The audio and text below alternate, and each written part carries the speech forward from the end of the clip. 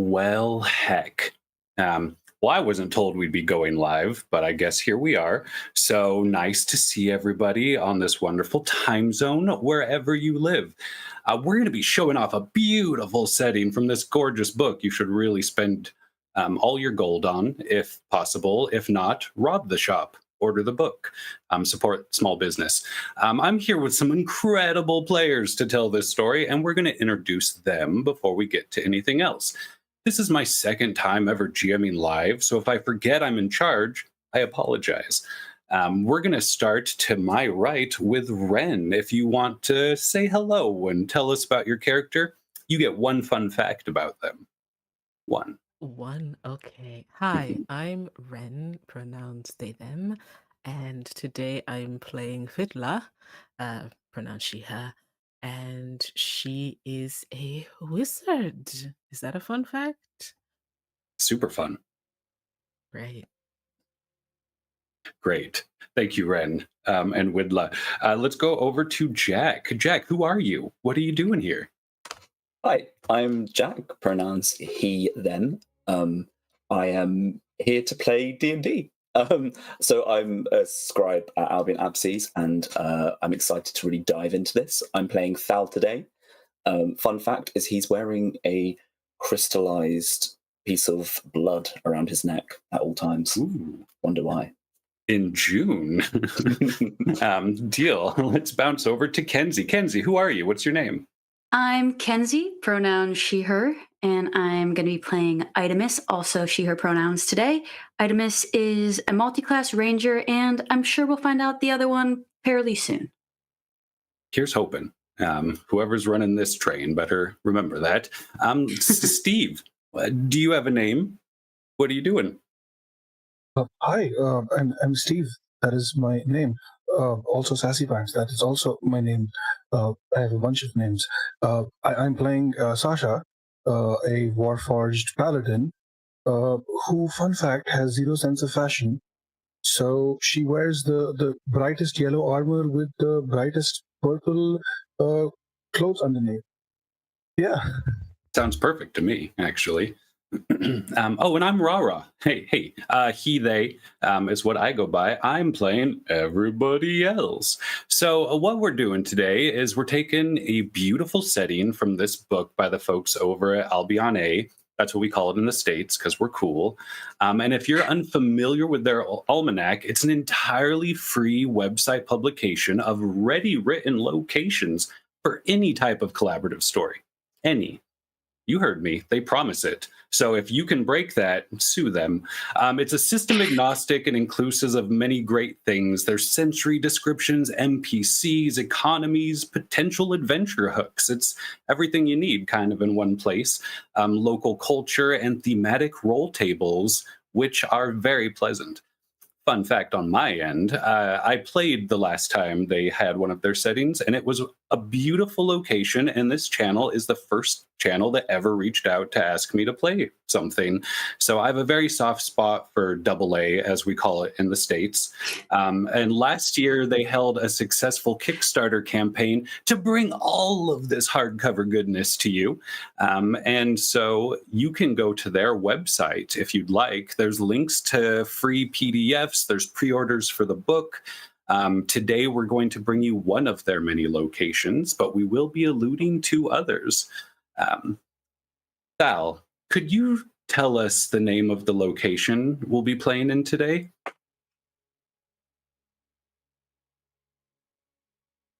It appears, muted Thal. yeah, it appears Thal can't. Today? Right. So it's Paeolian Souls. Mm-hmm. Paeolian Souls. That was a test for you, not for me. And that's where we're going to be. If you followed me around, this won't have as much emotional trauma as the games I tend to like to have fun in. But there will be blood. There will be light gore, peril, violence, darkness, loss, hallucinations, and above all dangers, love. Possibly. So take care of yourself, leave the room if you need to, but we are going to try to keep it a PG-13 level, so more Lord of the Rings than GOT, which is what we call other things here in the States when we're on AA. So how's everyone doing? Is everyone comfortable and ready for I the received serious psychic damage from that. deal. Noted. Unclench your jaw, wiggle around. Are we ready for a little story? Heck yeah. All right, everyone out there, drink water, cast, don't drink any yet. Ren? Not yet. I didn't do anything. I'm just here. What are we? When the life is gone, when the body falls, what are we? When the soul no longer keeps us standing, the bones given way and clattering to the floor, love no longer able to withstand that lifelong desire just to lay, to remain, to sleep. What are we when we have forgotten every dream and replaced it with hunger or focus or obsession? What are we then? And if my hands were as large as songs or canyons or the pride of hedgehogs, could I hold you, center starlight and squeeze? And what would drip from your heart of hearts? A name? Eyes you long to catch? Or a hope muttered and cracked between dry lips, having not yet drank from the stream of contentment or the vial of joy? What are you? We see darkness. But just like the shadows within you, there is a light in the distance, a small flicker of fire, naive in what it protects, and the entire world kept away from this camp. What your eyes no longer see by the glare are the torn and deep, jagged cliffs, chutes, and hollows kept in mystery at the edges of your vision. You are camping above the chasm, the deep, sharp, and dangerous path to a secret place, one you're all here looking for. You've just arrived the day before, and when the sun rises, you will go into these depths. But for now, the air is wet and pink with a strange red mist.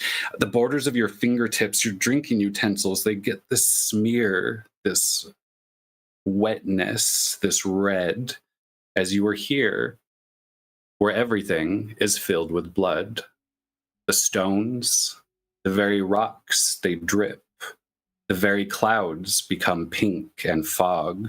You are going to go find a mysterious temple, hopefully, down in this chasm. You've been seeking it for some time, and you're here at the peak, having a final sleep before entering into darkness. Sasha, when we see you awake, watching over your party, what do we see, and what are you about? So you see this tall, lanky, warforged, with like the just a bunch of flashy colors which shine in the fireplace, campfire light. That's the word. Yes. She is holding onto her shield, sword at the ready, eyes darting around the entire open location, because she feels unsafe, even though this place is mostly abandoned, or so she thinks. Sasha has tiefling-like horns inspired by her creator, which she doesn't really need to take care of per se, but she still has a whole routine that she goes through whenever she's on watch,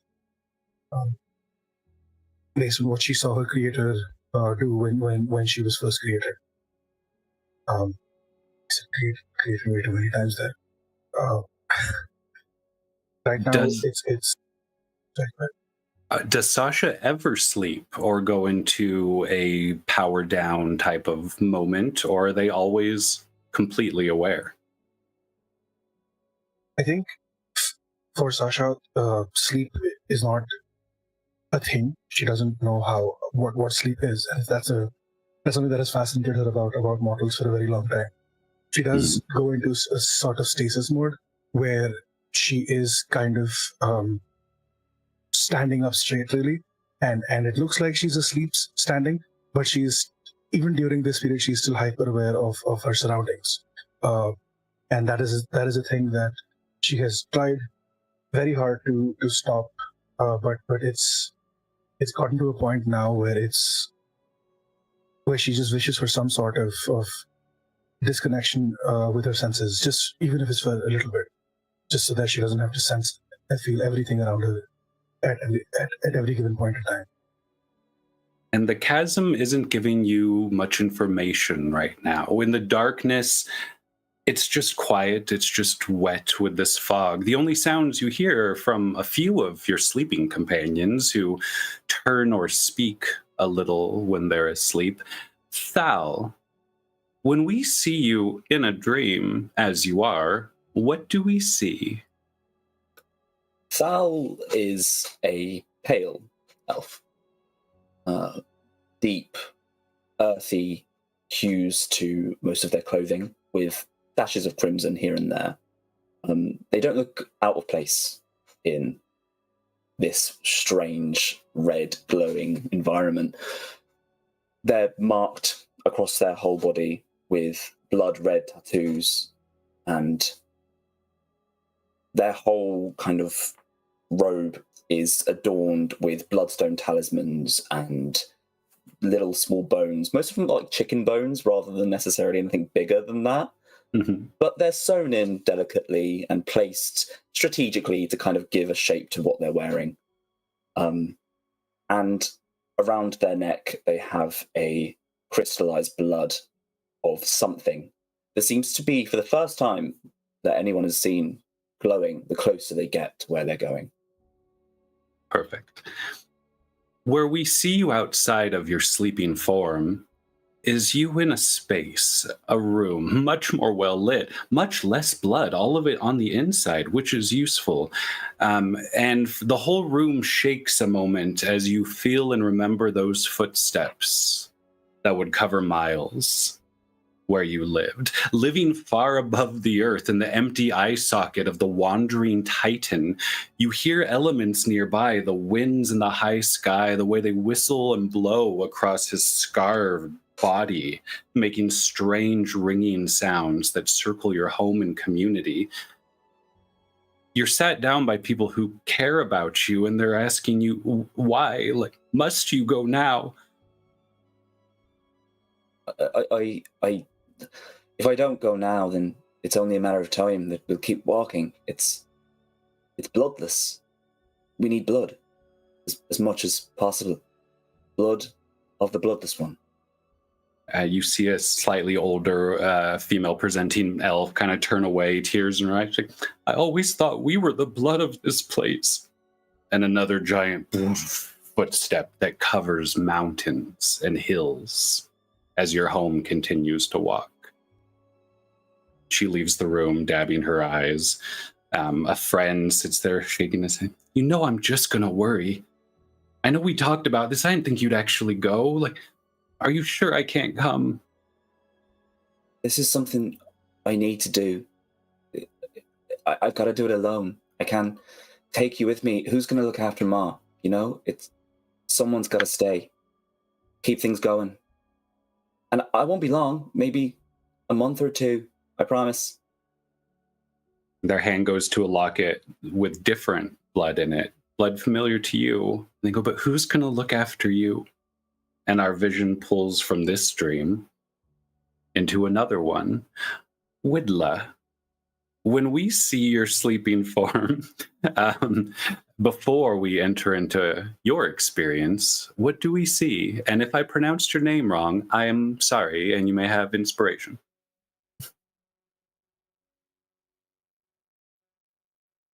You are muted, my friend. For once, I muted it there and not here, and I got tricked. Okay. Tricky Faye. Speaking of, Widla is a humanoid-looking figure, barred from the fact that there are these vine-twining, almost horn-shaped things that seem to emerge from her hair and twist, forming a sort of crown round her burgundy red hair. Her skin is dark, and she holds tightly in her sleep a bone white wand as she curls on her side.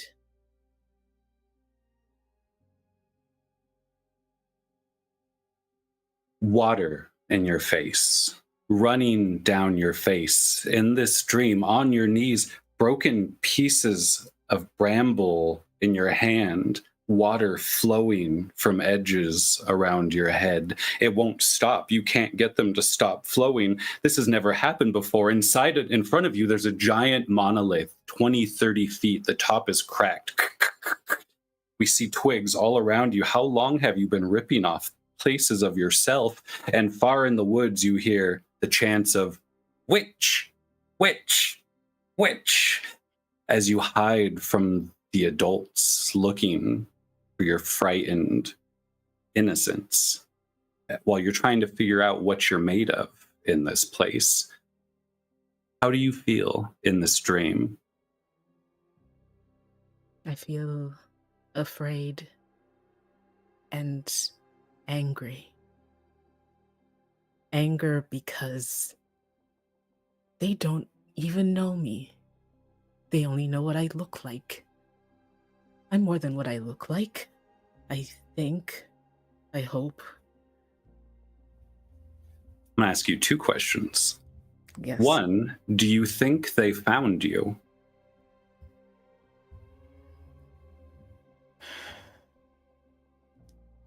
Yes. Two, did they survive that? No. We come out of dreams into one that is not sleeping, but appears to be sleeping. Idamus. Did I do that right? Yeah, no inspiration for you. What do we see when we see you not sleeping, not dreaming?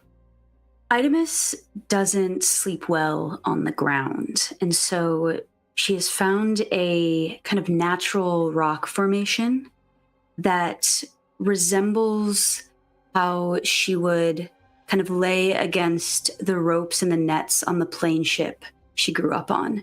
And she's kind of lounging there near the chasm that we're at. And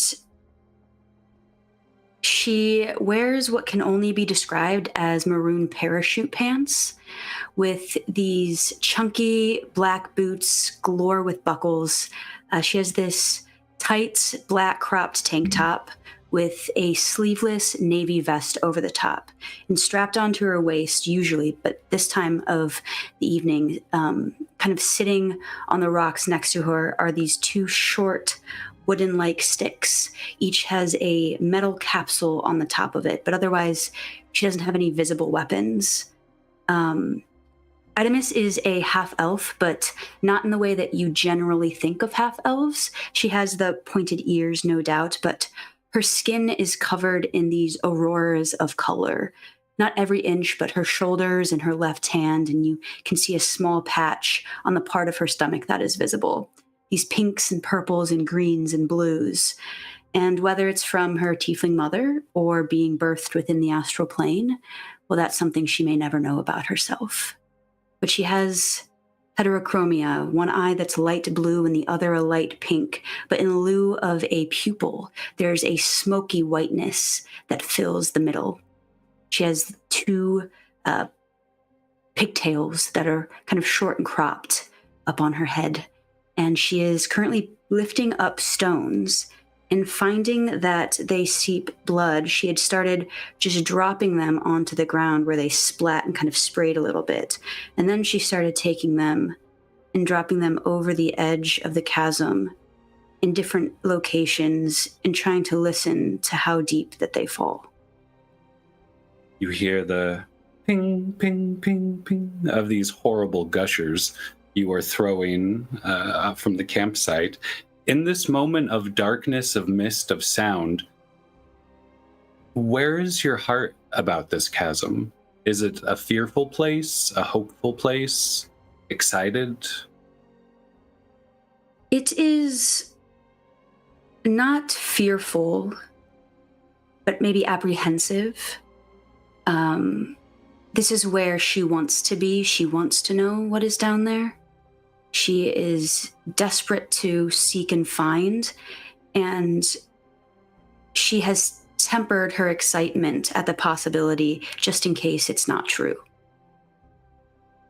Perfect. Roll me a wisdom save. Sasha, if you could roll me a perception check with advantage because you're on guard. I just remembered what system we're playing. That is a 5. Incredible. Starting strong. Oh, hey, I got the first nat 1 of the game. Let's go. The other one is 16. So strong. We got a 1 and a 2. Love that. That's amazing. Did you roll with advantage on that, Yeah, Sasha? I got a 16. The second one is 16. Okay. Much better. Deal. Itemus, you don't see it. It makes no sense in this location. You hear rushing water, violent, hungry, rushing water somewhere in this fog in the distance. Sasha, you hear drums. Off rhythm, no pattern, sporadic, maybe teardrops from a giant that are just banging off of something, maybe some other camper throwing rocks. There's no rhythm to it, but every few seconds you hear the solid, heavy strike of a drum in the dark, in the mist. You're both awake, but only you. I stand up really quickly and I look around at what could possibly be water in where we are. But I don't see anything. You don't see anything. The sound, now that you've stood up, you would say is coming from down in the mist, though you see no flowing. You see no source. I am down on all fours, head leaning over to look. What are you afraid to see? I'm afraid to see what is not there. And you, Sasha, see this happening. I'd say, Itemus, you even with this anxiety being induced, you notice Sasha being more alert, almost as though a screensaver mode has come off. Thal and Widla, if either of you want to roll me a con, just to hit 10 to see if you wake up. That's all we're doing with that. If not, you're still asleep. 17.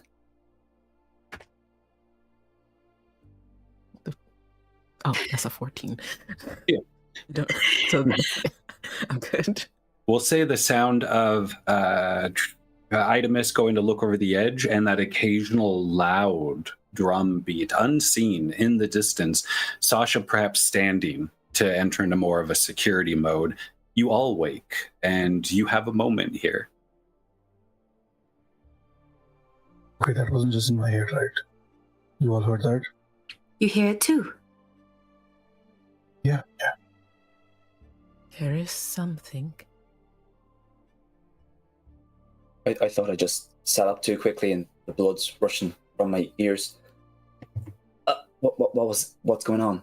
Are we moving? I think we all just go back to sleep and pretend we don't hear it. Fine with me, I guess. You're I don't like it. I don't like that. funny.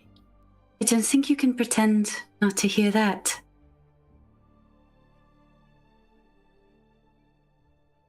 It was worth the shot. From the mist, some sound and rocks, footsteps moving quickly, silent once again. This is down below. You would have to descend into the mist because you are on the precipice of it at the moment. But dawn is about 3 hours away. We could come back, maybe in a week or so, and just I don't know, You go think- find some food somewhere, or I don't know. I think it will be different. I didn't say that. Just not here, I guess. You can't tell me you're not Insane. scared, even slightly. That's horrific. That's horrific. You say that, and Widla is smiling. Don't make me go down there. I mean, we're gonna die, right? That's death. So why did you come here? It's been so long, I'm not really sure, if I'm completely honest. I mean, I could show you something scarier that would make you go down there faster. Let's put a pin in that and maybe come back to that if it gets worse. Okay. I'm just gonna go stand next to Sasha. Does anyone have a passive perception over 14? 22. Oh, shit. I mean, oh, crap. Mine is not that high, but it is 19. No. Good deal. The fire goes out. Everyone notices that, but right before it out, Thal and Idamus, oh, my post-its. You both notice that the rocks around the flame start seeping red out. That starts getting into the ash in the wood until the fire very quickly is extinguished in a small puff of pink mist. It is so dark. Anyone with dark vision you can currently see, but looking down into the chasm, you are still blinded by the color of the very air down there.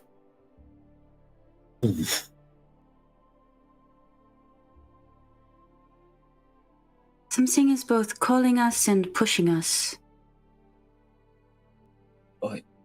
I'm going to reach down, I'm going to put my fingers into the I'm guessing it's blood that's leaking from these stones. It appears to be blood. Kind of lift it up and you see it kind of drifts off my fingers as I kind of control it into a little ball aloft my hand. Do I notice anything about this blood? Is it different blood? Is it humanoid? Ooh. Is it... Feel free to roll me Arcana or Investigation. You'll get something different for each. Oh. Okay, they're both 0, but I get advantage on investigations. So let's do that.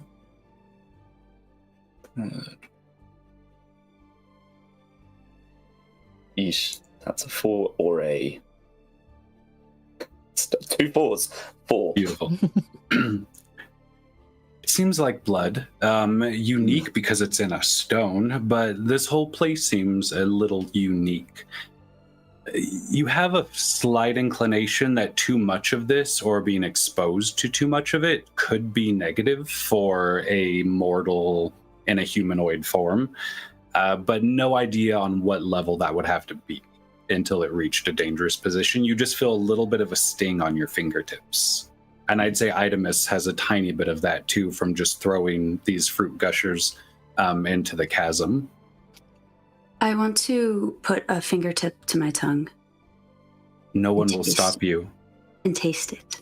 Roll me a con. It's not high. Hit 10.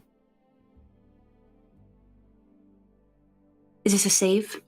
Yes, it is. Okay, that's going to be a dirty 20. Wonderful. You feel this nausea a slight bit as though it could become something foul, something you weren't supposed to consume, but you're able to push past it like a moment of car sickness almost. You're just able to get it situated. But with the 20, if there's water mixed with this blood, the water is familiar to you. There's a salt that doesn't come from the sponge of organic life, but is drawn from the deepest parts of the sea. This blood is salty. That would be what you'd be able to pick out with a 20 because of how nuanced it is. It's a very subtleness, but you're familiar with, mouths being filled with salt water. So you recognize this in like a core memory of yours. Maybe they just need to stop eating so many chips, these rocks, but either way, there's fairly high salt content in their blood. Sasha, what is blood to you? What is breath?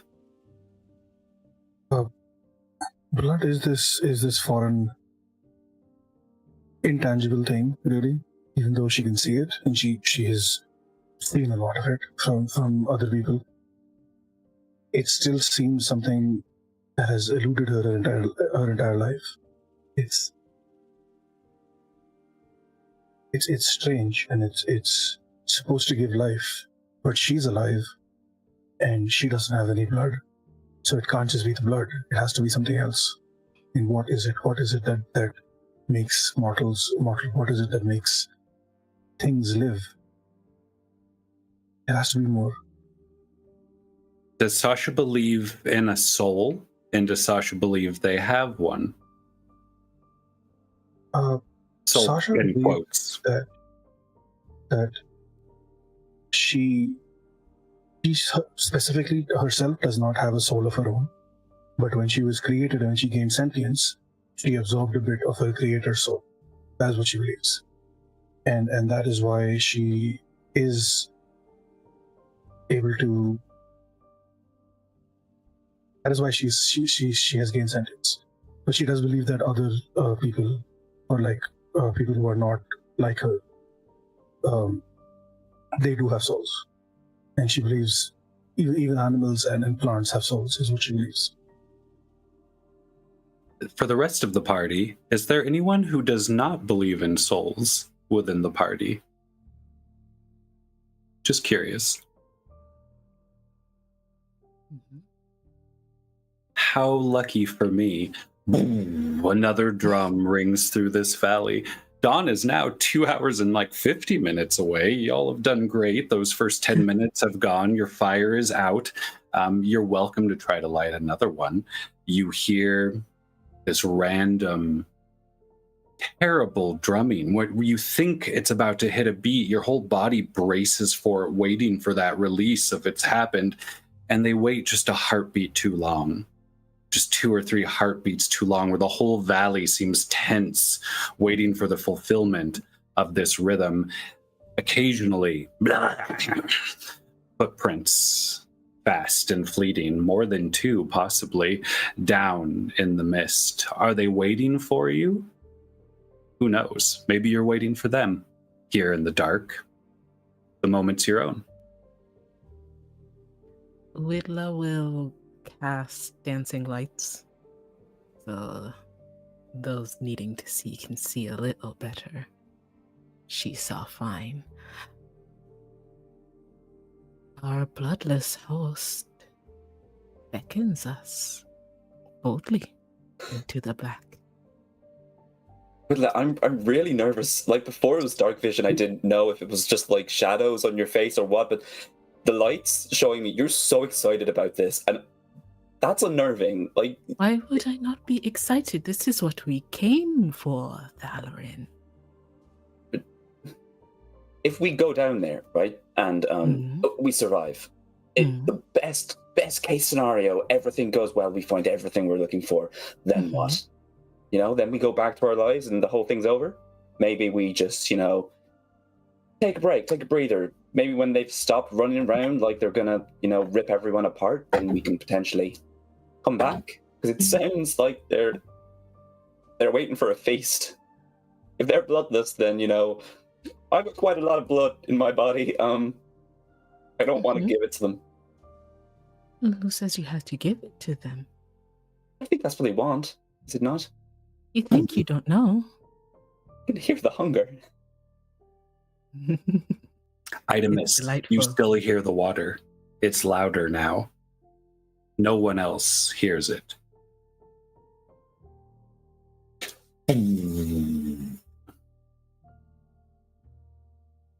do think it is a must to descend. Okay. I'll follow you if you're going down, but... Thalarin, there's many beginnings and ends to our lives, and you will not just go home, as you put it. I'm sure there will be change.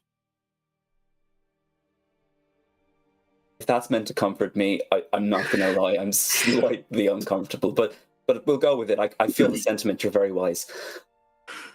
Itemus. Oh, sorry. Go ahead, Ren. I'll just say Widla will, in an act that you all have seen her do before, will reach into the back of her mouth and draw out a tooth and present it to Thalarin. I'm good with blood, not bones. It's for your comfort, Thalarin. Thank you. Just attached it next to a chicken bone on his side. For context sake, you have my eerie token, so I can communicate with you. Thank you very much. Ain't that the tooth? Idamus, as you've risen from putting your head down to try to hear the water, can you roll me a quick dex save, just real casually?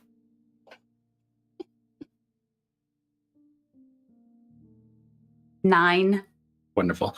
You all see Idamus standing on basically a small precipice in a chasm filled with precipices, addressing you all like, we are bid to go down. That you just see their whole body yanked backward into the mist from the middle, as though a belt mid-waist was just torn back violently and strong. They vanish into the mist, and all you hear in the distance, and nothing. No struggle, no shout. It goes silent the moment they fall back. They are gone. Thal, what would you be without blood? I am powerless. Wonderful. Blood is life. Life is blood. Let's hope that doesn't happen. We should. Item is just, and I'm just going to start like kind of slight jogging, but then realize that you can't see beyond the end of your nose, sort of situation. So like kind of fumbling through this mist. Widla, what are your lights like, by the way?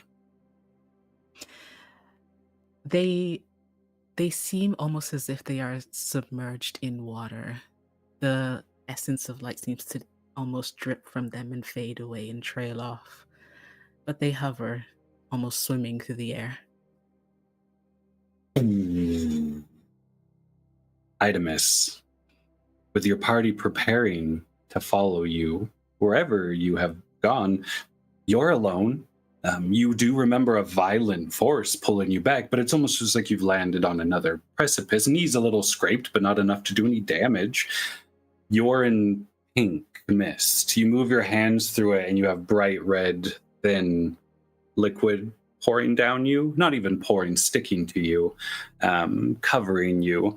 You're not hurt. You can see about 10 feet in any direction. A wall to one side, a ledge, and another cliff to the other. It appears you're just on a small shelf of the chasm. Your friends aren't far, but you cannot hear them for the moment. You do hear. And do I still hear the rushing water? You do, but it's closer. If somebody were to put their ear to your chest, they would hear entire seas. My hand instinctually goes to my waist where I usually keep those 2 wooden sticks, but I was yanked and they were still sitting on the ground above. And so I let my hand down and I jump. You jump. You go back up.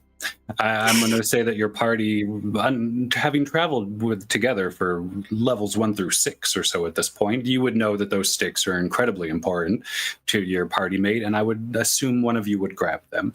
If you were going to be leaving this place, if Idamus is just going to be your evening sacrifice to appease the chasm, that's fine too, and you can just go back to sleep. I assume we'll grab the sticks and Yes. try and find where Idamus has gone. There are windy trails that head down into it, few in this direction. How do we find someone in this mist? I can't see far. Well, Idamus is the tracker. We were kind of, up the creek without the paddle. we could start from the bottom. Sasha, you got an idea? Maybe not starting at the bottom? I was actually thinking about this. I'm going to use one of my divine sense things to sense if I can sense any Fey Fiend undead. Celestial Fiend undead within 60 feet. And I'm going to basically walk in as far as I can, just to see if there's any of that sort of weird stuff happening. Wonderful. And while I address that, Thal and Widla, does either of you have an AC higher than 16? Not right now. I can change that, but it still would not be higher than 16. Awesome. Sasha, you open up yourself to experience this place. Fiendish energy, but also celestial. If they're in any sort of struggle, the fiendish energy is winning at the moment, but you do sense both. The only fey energies you get are from those closest to you, if any. But in the mist, in the cavern, in the chasm, fiendish energy reigns for now. Thal and Widla, you each take 1 damage as two small rocks come out of the mist and strike you each in like the head. Not enough to harm, enough to let you know that someone's watching you. Idamis, you fall. You keep falling. The mist running up you is just now red smears across your face as you're sliding down through it, and you hear a plunge. Whoosh. Deep water. You see wells in the distance. You see a crashed ship that's like descending to the bottom of the ocean. You breathe in. You can taste the salt, but you're not drowning. And then you land again in the mist. You look above you. You can tell exactly where you jumped from. It was maybe 10 feet. And you have landed once again on another precipice, kind of stair-stepping its way down to the middle. The moment the rest of your party enters the mist, you hear people walking, but not before they begin to go look for you. Upon hearing that now, I do pause my descent. Do you yell? I think after that drum beats, I do. Artemis says, "All right, everybody. Please hurry." She lives. Is your AC higher than 18? 1 rock in the head, 1 hit point. The rest of you hear that, both holding like small little eggs on your head from the rock hitting, just a little bump. More of an annoyance and a weird kind of disrespect in like such a strange and terrifying location. But you do hear the voice of your friend. Sasha, the only one without the head bump. Do you lead to maintain your protective position with your energy going out, or are you more of a taking up the back type of Warforged? I think since we're actively looking for items, Sasha is going to take the lead. Just wanted to confirm really quick, would I be within 5 feet of Thal or Villa when the rocks hit? Or would I have been further away? Probably just slightly further away, but not by much. You're all around like a dark fire area. If you want to use any sort of skill to negate 1 hit point, I will fully accept it. Yeah, I was just trying to think that maybe she would just grab it out of midair, trying to look cool. I'd say you were probably more in your detecting fiendish energy focus when that happened. Though the direction the rocks came from did not give any fiendish energy. So you all descend. So this fiendish energy, just to confirm, is it just around us, like just general direction, or is there like a specific way or like specific?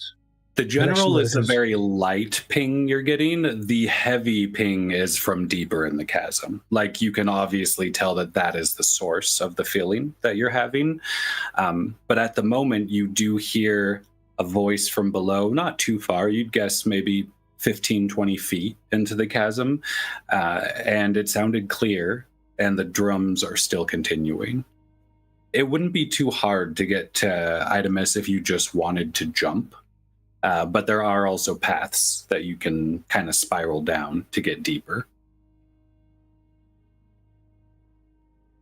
All right, get behind me. She's going to put up her shield, sword out, ready to take out anything if another rock hits. Also using maybe perhaps the rock as a general direction vibe, which way to go. And she's going to call out to Itemis, just keep saying something so we know where you are. We're trying to. We're on our way. Shouldn't take too long. Hopefully. Are you okay? Are you hit? Did I get the understanding from when those rocks fell that it was because I spoke aloud? That could have something to do with it. I think your character would assume that that's sort of what it was. I'd also wonder with Idamis, is this the first time someone's asked her to speak so they could find them?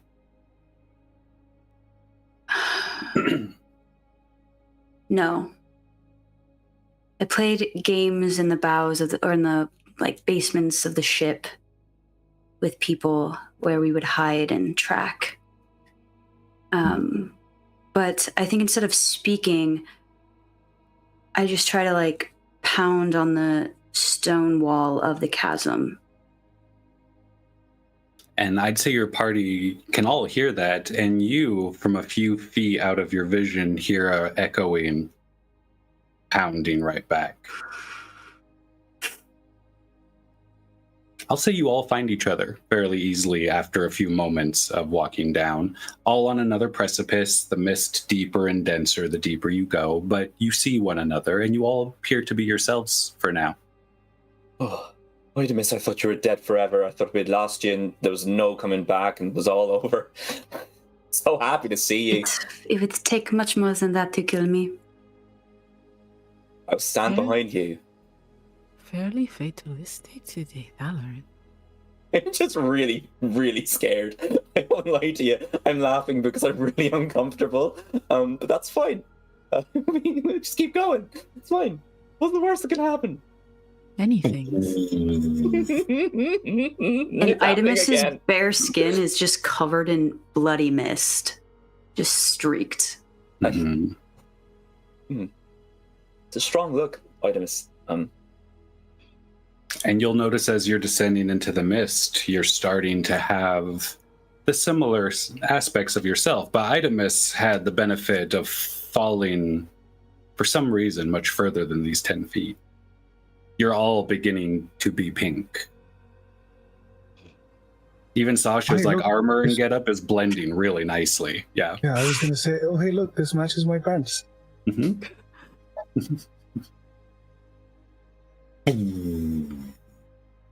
Okay, so now that we're awake, we're doing this, right? We're going down. Or do we go back up to the campfire and just go back to sleep? Because you could even just stay on this precipice till the sun came up if you wanted to. All of those options are open to you. Up, down, stay. It's all fine. We have to go. So this specific area, is it more like foresty type? Is it just empty? No. It's this is basically a canyon, a cavern, a chasm, so just sharp rocks on both sides, and it gets more and more thin, the bottom, the deeper you go. The reason you all are here is this is supposedly the location of a hidden door to a special temple. Though many folks come here and look for it, it is more rumored than it's ever been found. But over the last year or two, your quest has kind of led you in this direction, and some of you were looking for this originally. But it is a deep and windy Mordor-y type situation where you could wander for weeks looking for this door if it never presented itself.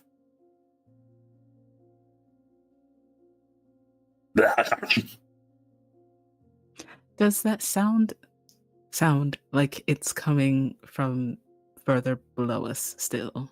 That time it's about the same height as you, but further out into the chasm. So maybe on another rock, maybe flying, who knows? Maybe swimming through blood like a dream of youth. And the drumming is coming from deep below. Deep below and other places. Yeah. Okay. What kind of direction did it come from? The kind of noise, reverberating noise. You said it was outwards. Can I kind of pinpoint a picture you all kind of in a weird circle of trails that would go down? You would almost imagine that in the open space in the middle. Or it traveled extremely well from the other side of the chasm. Sound is a little weird here with how how can I put this? Moist and sticky the blood air is. It just makes the sound change. You can hear a little heartbeat behind every rock falling. Does it sound like something trying to talk to us? No. Okay. It sounds like almost like something laughing in its own way.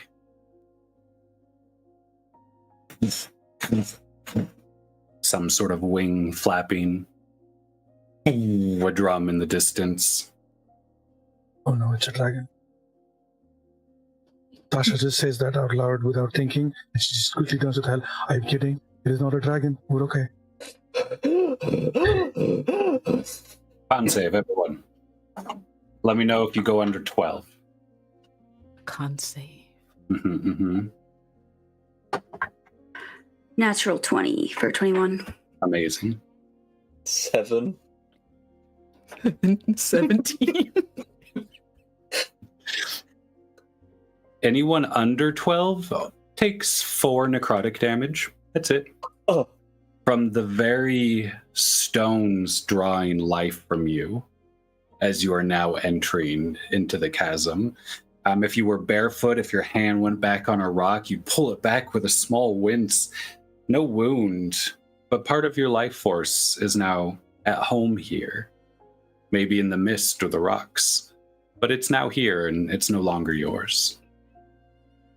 You'd think a blood cleric, being surrounded by blood, I'd feel stronger.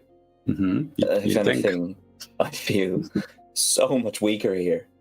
All of my senses are dampened. Where I can usually detect people, I just feel rocks. I feel blind down here.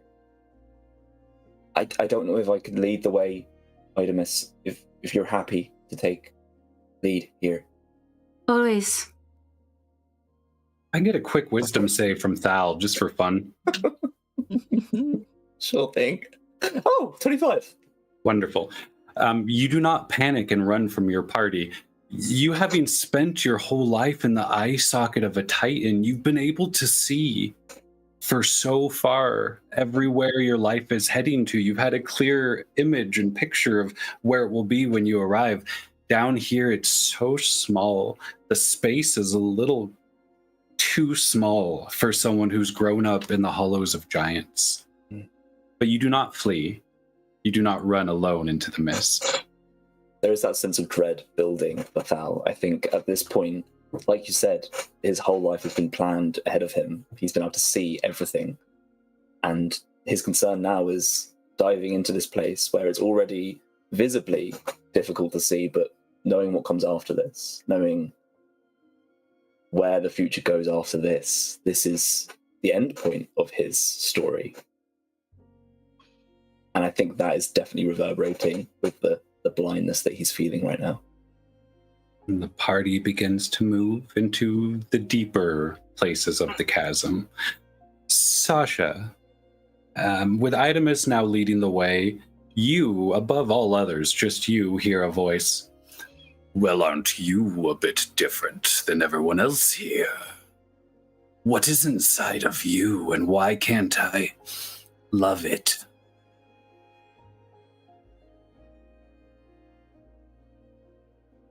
Oh, okay. Well, firstly, hello. Hi. A greeting would be nice. I'm assuming this is in her head, right? Yes, it is. I don't know what I am or who I am. It's why we're here. Well, actually, no, that's not why I'm here. I'm not going to tell you why I'm here. Who are you? And why are you in my head? Do you think you hear me in your programming? Do you think that's where I'm speaking to? Okay, that's rude. I could make you so beautiful. Keep going. I actually quite like the something way for I look. you. I'm okay. Drums in 3 different locations all hit at the same time. Somewhere, open mouth, drool, so excited for a stone that can walk, and a stone that can speak to come knock on their door. And you descend into this chasm. Oh my gosh, how exciting. Itemus, you're leading the way. Do you want to roll me like an investigation or perception or survival, if you'd like, to kind of... I'll say as Itemus starts going, Echo, who is this little like crab-sized octopi creature, climbs out of one of the pockets of her parachute pants, climbs up onto the shoulder, tentacles, arms kind of wrapping around, shoulder blades to keep steady, and is going to give me the help action for making this perception check. Wonderful.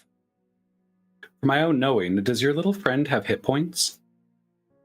It's a familiar, so so it has... That's fine. That's all I needed to know.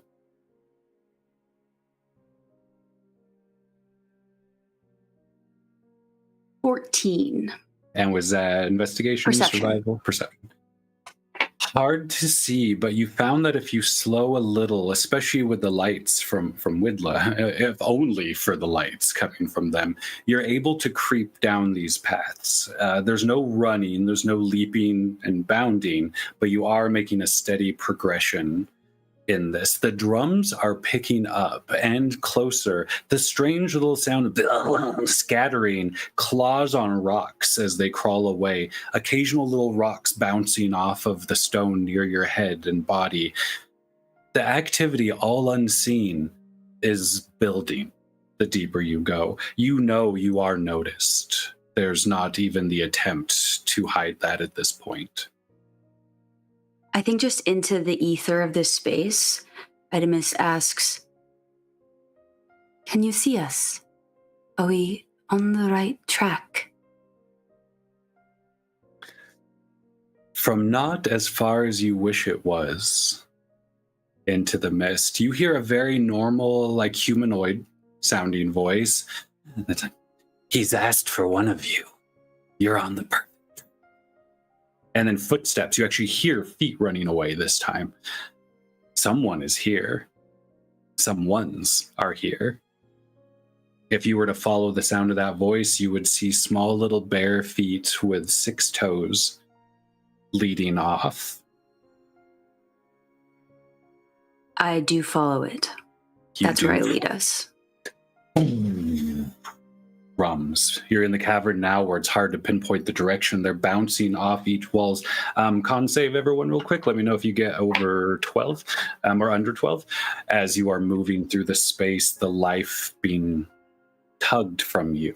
Got another nat 20. 21. It's a 9.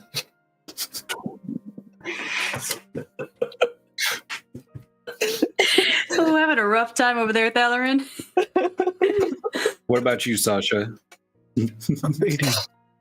Oh, wonderful. Okay, only the blood kill, Eric. Devout in your generosity, you donate another 5 hit points to this very space as it's pulled from you. This one, I like cough up the blood, like I've breathed in too much of this mist and cough up more blood that just kind of disperses into the air. Thank you. You're welcome. A rhythm, a pattern. 1, 2, 3 locations in the mist, all forward. They're all forward. All of these sounds are in front of you. And now they are together in this waiting, in the celebration of your arrival. Someone is so happy you're here.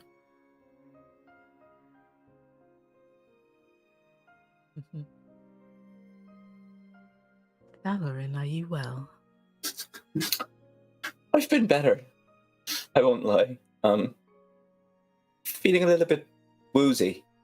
I would say blood loss, but I feel like that's way too easy of a pun to make. I leave them to Sasha usually. Would you like a story? Would that help you feel better? Always. Stories. Yeah, take my mind away. Take me somewhere else. Okay. And Widla will begin to tell one of the nicer stories that she has that speaks of a time when the moon was curious and came down and found herself trapped in a bog. and drowned until the people rescued her and freed her from the stone that trapped her, and she was able to banish the dark creatures and return to the sky. I got a little bit lost in the middle. I won't lie. I was a bit worried. I was like, this is meant to be comforting. But you brought it back. So really, great job. Who's the moon in this situation? Who am I following? Who's going to vanquish this darkness? Because if I'm completely honest right now, I don't know how much more blood I can ingest. You're not the moon. It was just a story, Thalarin. Oh, I thought like maybe it was like a fable or something, with a message that can be used, and what do they call it, an allegory or like a metaphor or something. Perhaps. But that's not why I told it. Val, if I was to pull out your eye and write in it, what would you be? If I were to live in your little socket, watching the story of your life, is this an exciting moment or is this the end? This is, to Thal, this is the end. This is Beautiful. this is the thing that comes with every, I guess, prophecy that you are expected and held to such high regard until you've accomplished the prophecy. And then after that, what next? I'm that gifted and child kid that's got into the good school. They're in that school now. What next? Like, where do I go? I'm not being told that I'm great anymore. Like, as the drums pick up and unseen eyes are watching Thal, the size of his eye, the size of his step, you hear stomps, runs, frantic claw and foot coming towards you in the chasm. Almost like every edge of the chasm is starting to flood towards you at once. The drums now steady, like your heart terrified and trash. Boom, boom, boom. A hand on your shoulder, Idamus, suddenly from behind.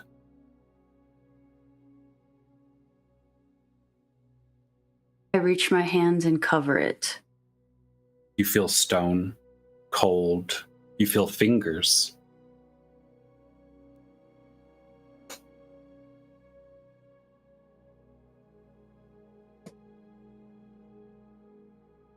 I do know how to follow instruction. We're here. You all see what is touching Idamus as they lead. From blending out perfectly from the rock, it's almost like a man made of reeds, 7 feet tall, thin, in different parts with small connecting tissue, completely made of stone. The eyes are like obsidian with almost red clots on the bottom, no mouth, smooth, blends in beautifully. If he stood still, you would not be able to see him. And he pulls, and his eyes don't have pupils, but you can tell that they have concern, and they're starting to pull you back slightly. And if you paid enough attention, you'd see his body slide into an opening in the wall, a small crevice hidden and disguised. And it seems like they are trying to get you to go with them. They cannot speak. There is creatures on both sides of you at this point. I turn back to the group and I say, after hearing Vidla's story, I do not think that we are the main characters of this one. But we are all here for a reason. So continue, yes? How exciting. Do you follow the stone hand, or do you continue into the chasm towards the drums? Did it feel better? Roll me an insight check. Actually, everyone can if they so desire on this one. 18. Nice. Anyone beat 18? 18. 26. Oh, someone's not afraid of rock. It's nothing or Okay. Sorry, what was that, Sasha? Oh, I didn't roll because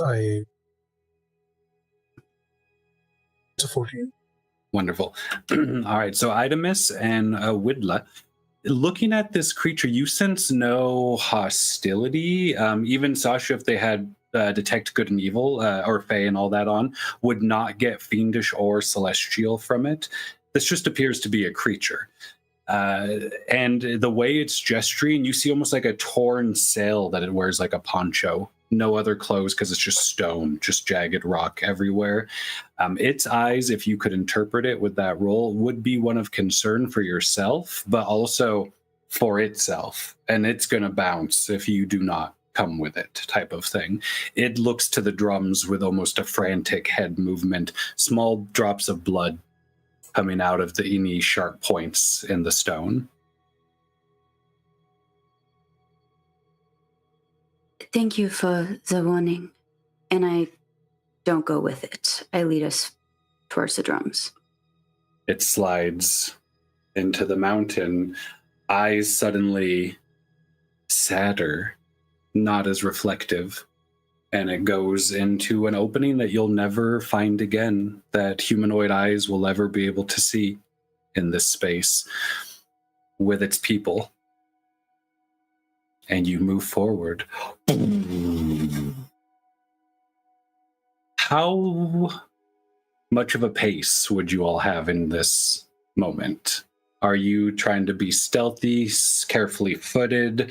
Are you booking it? I'm leading carefully footed, but not at like a super slow pace, just making sure that no one tumbles over the edge. Mm-hmm. But I'm not necessarily trying to be stealthy because I think that whatever is here already knows we're here. Mm-hmm. Perfect. Is everyone of the same mindset? Is there anyone with an agenda to abandon their group or try to sneak away from their group? I'm just giving you space if you want to be sketchy. I think Sasha briefly considered going with the stone reed person thing, but when the rest of the party does not, she just shakes her head and stands up a little straighter and is ready to face whatever this thing is head on. If it wants. And I'll say there's a moment when Sasha and the stone creature lock eyes after everyone's passed by, that there is an affinity there. A strange, hard to describe affinity from something living that shouldn't be. And they, with their blood dripping off them, they wonder what would drip off you as they go into safety and back into their community, and you all continue. Trying to figure out when we should take our break versus what's coming. As you all continue to move forward, the sun now 2 hours maybe from coming up. Like, great job, everybody. You're doing fantastic.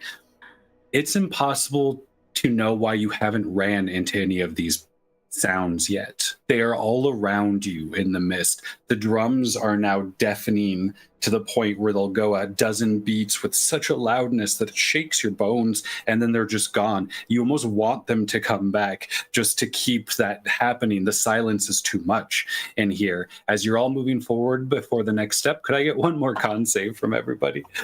Just trying to hit 12. You're fine. Who couldn't hit 12? 10. My nat 20s are a wash now. Good. And Sasha? 20. Deal. Thal and Idamus, you each take 6 more necrotic damage as part of you has been adopted now by this strange stone community, it seems. And you move forward. Jeez. The order of leading, is the Idamus still in the front, or has Sasha stepped up? Is just for my own sake. I don't want to tell you why. I'm fine with Sasha's at the but back. Deal. Yeah, and also really quick, as soon as this third wave of necrotic thing hits, Sasha's gonna do 5 points of lay of hands, both on Widla and Thal real quick. Wonderful. Hal and Itemis, maybe. I'm not going to have time to do this if we get into combat, so I'm doing it now. What does it look like when Sasha lays on hands? And where do you think that healing comes from? I think it looks very similar to other people doing lay of hands, where it's like this pulsing, glowing light, and it's like this warmth that emanates from her hands. It kind of dissipates the darkness for a few seconds. I know the dancing lights are still on, but like this, like a little bit brighter than that, and it just glows, and you feel like this sense of warmth wash over you.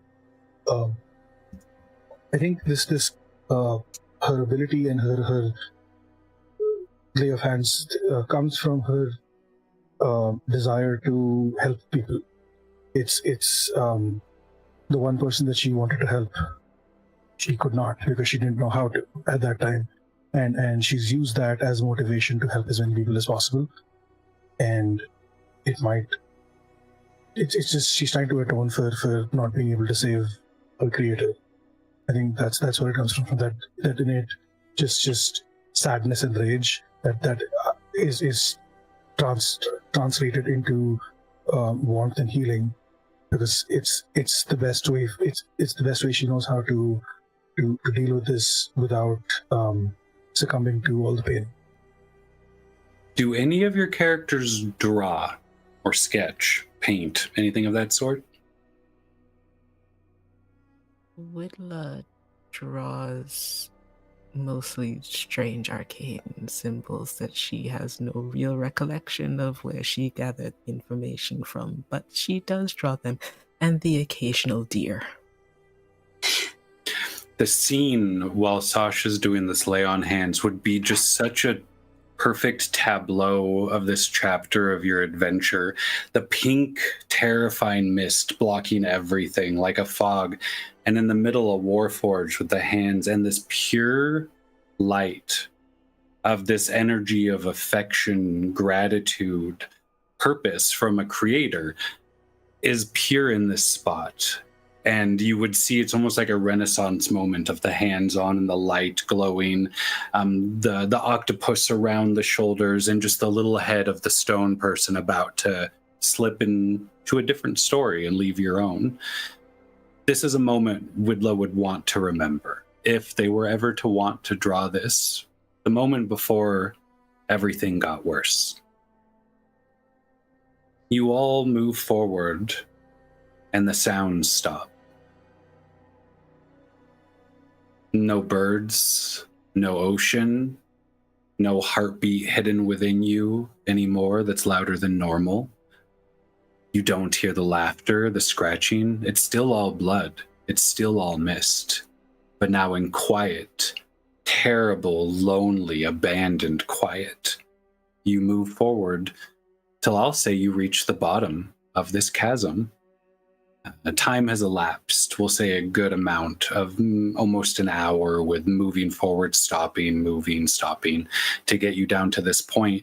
The sunrise not far now, maybe an hour somewhere. If you were up at the top, you could maybe even see the distant sky getting bright. But from down here, you're all alone with each other and something else. But you've reached a flat point where you can actually leave the trails on the side of the cavern and enter into the ground of this moment. What are you all looking for? There is a door, yes, but what does each one of you know to look for? Like, what are the myths you've heard, the rumors you've heard? Are you just looking for footprints? How is your search about? Do you have any magical artifacts you didn't clear with me that help you find certain things? All that is fine. But how do you go to examine this space where you can only see each other in 10 feet lengths at a time? Do you split up? Like 4 different searches? That'd probably be the smartest.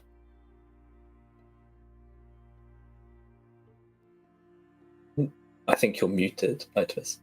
Thank you. I think Itemis only knows to come, and so is fairly one-track minded and just looking for still what is ahead.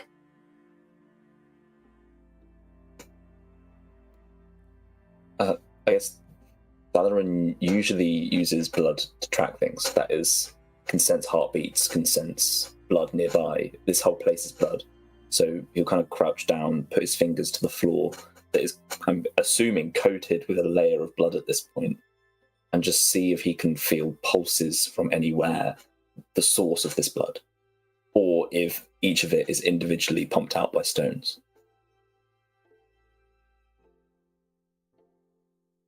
Now I'm muted. This cursed valley.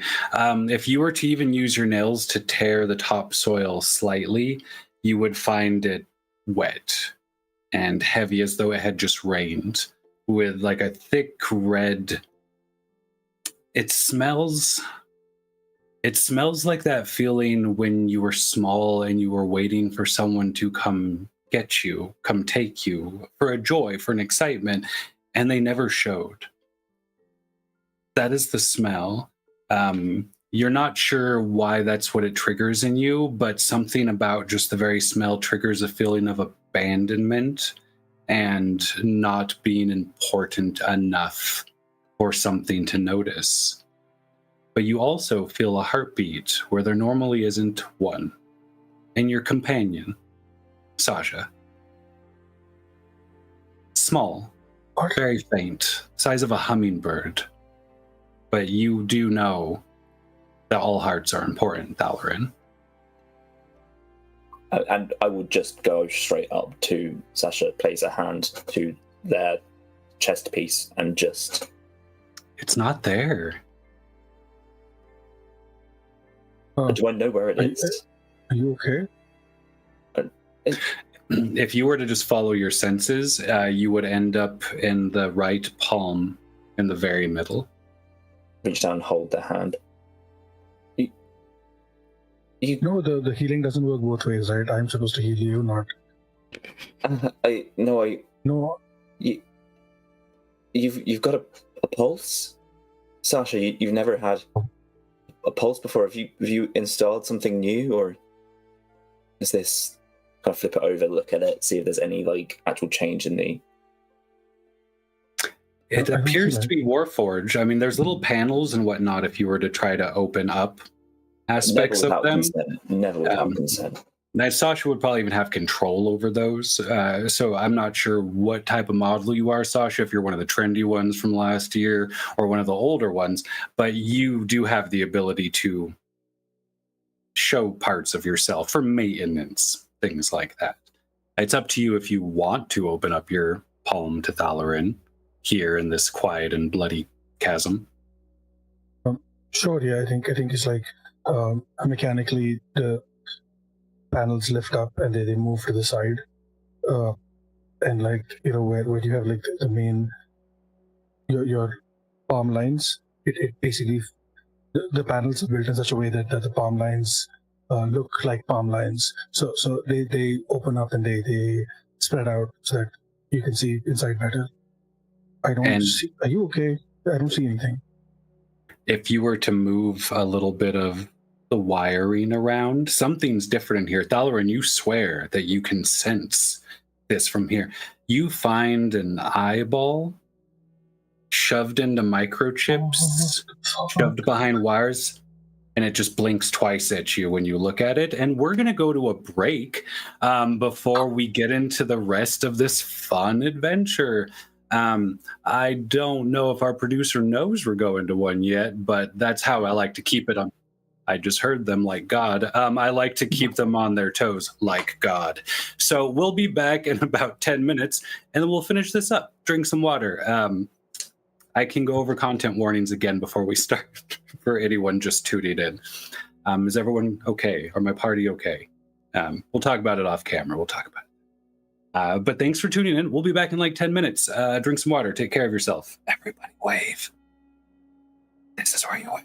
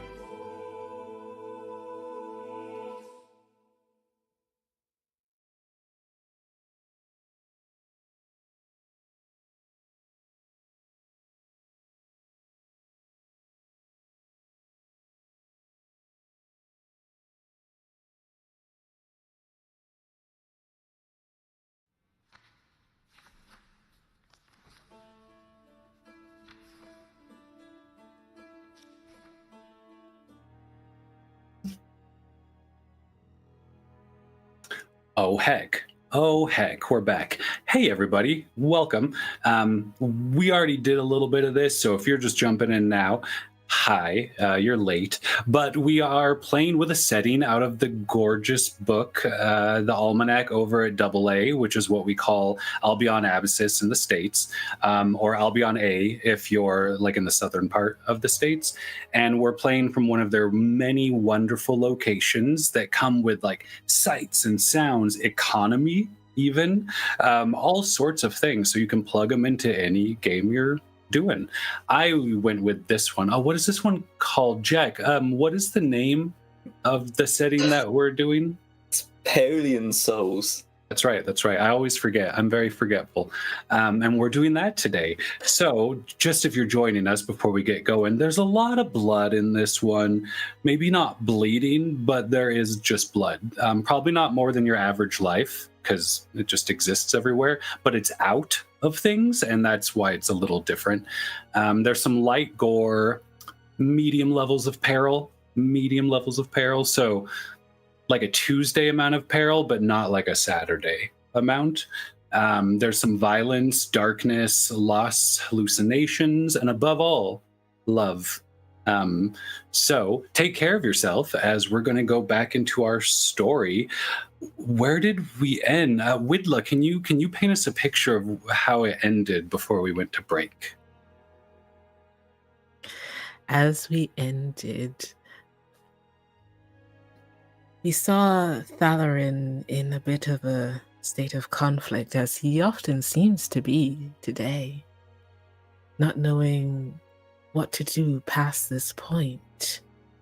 And Sasha, with her hand in Thalarin's, as there seems to be a heartbeat that there was not before, and also an eye that was not there before.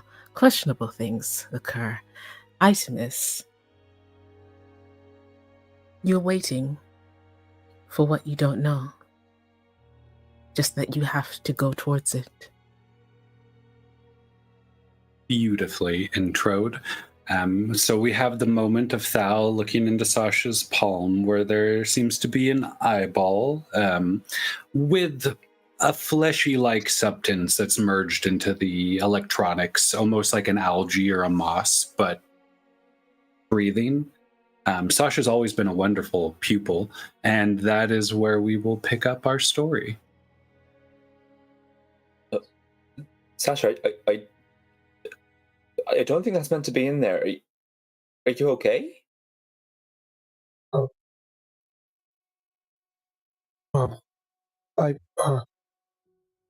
If Sasha could hyperventilate, she would be hyperventilating right now.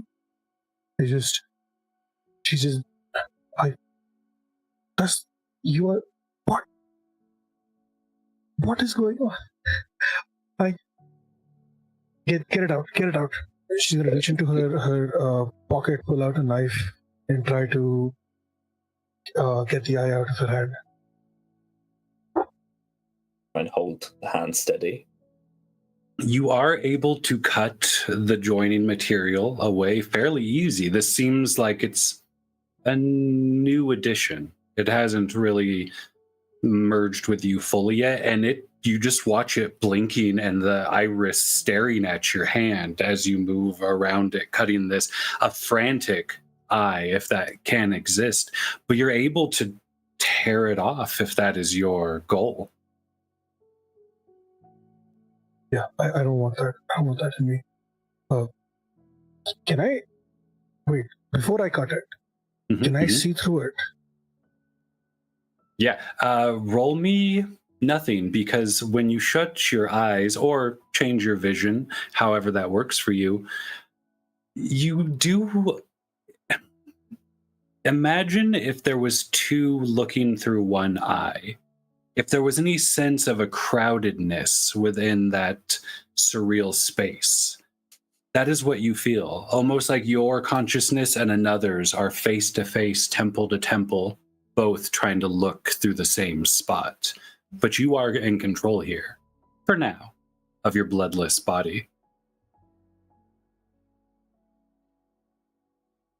Yeah, and you see your own face. I don't no, no. And it's out before she even finishes her sentence. It's when the eye comes out, is there blood? There is almost like an egg yolk cracked.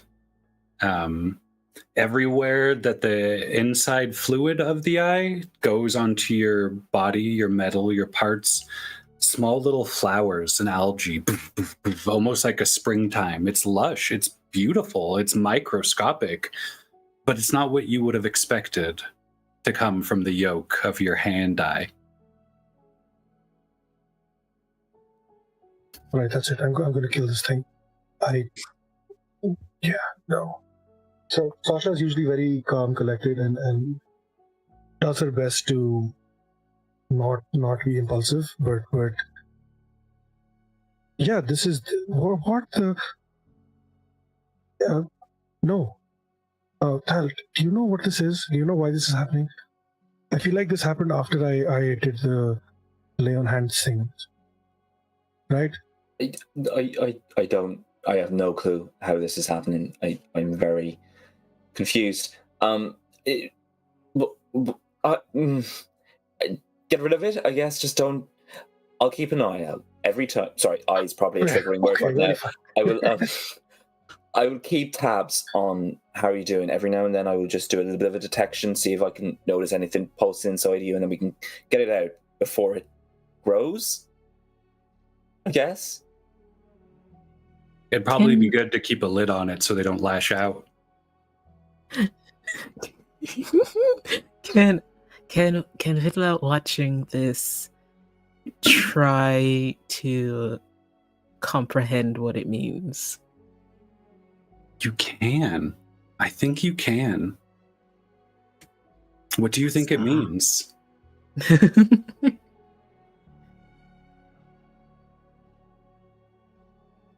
It might be greeting, or it might be,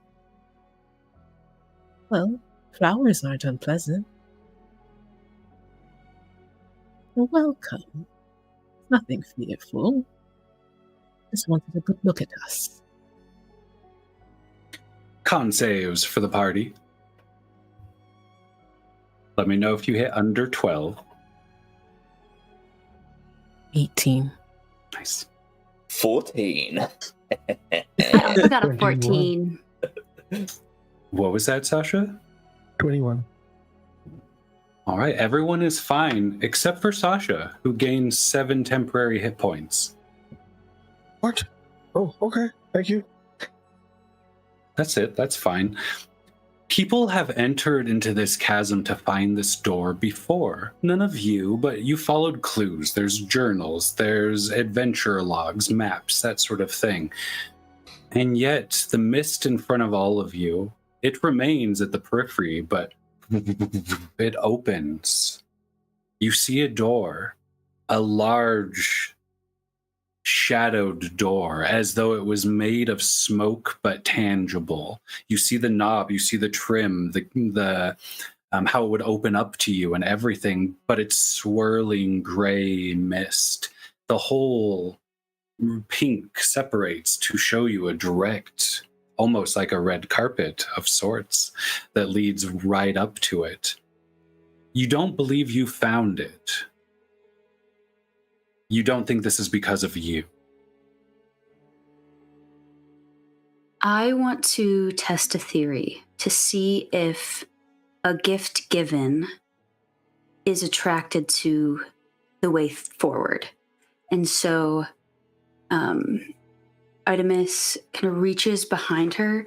She grasps the air at the nape of her neck and pulls, and her back along her spine begins to tear as she pulls forth what looks to be, as it comes out, a short bow, dripping with what can only be blood, her blood. And while it seems that it pains her to do it, it doesn't actually seem like it harms her at all.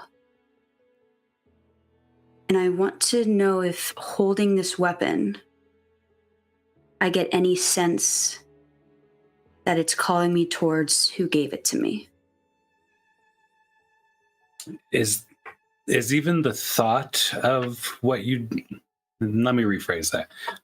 Are you used to having to step into a place of doing things that pain you without having them harm you? Ever since I was called on this specific journey, yes. Beforehand, I was used to the actual like harm and pain from adventuring. This time has been different.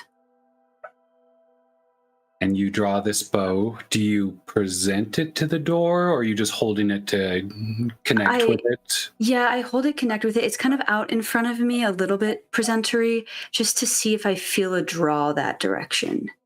Trying to kind of solidify in my mind that I am in the right place.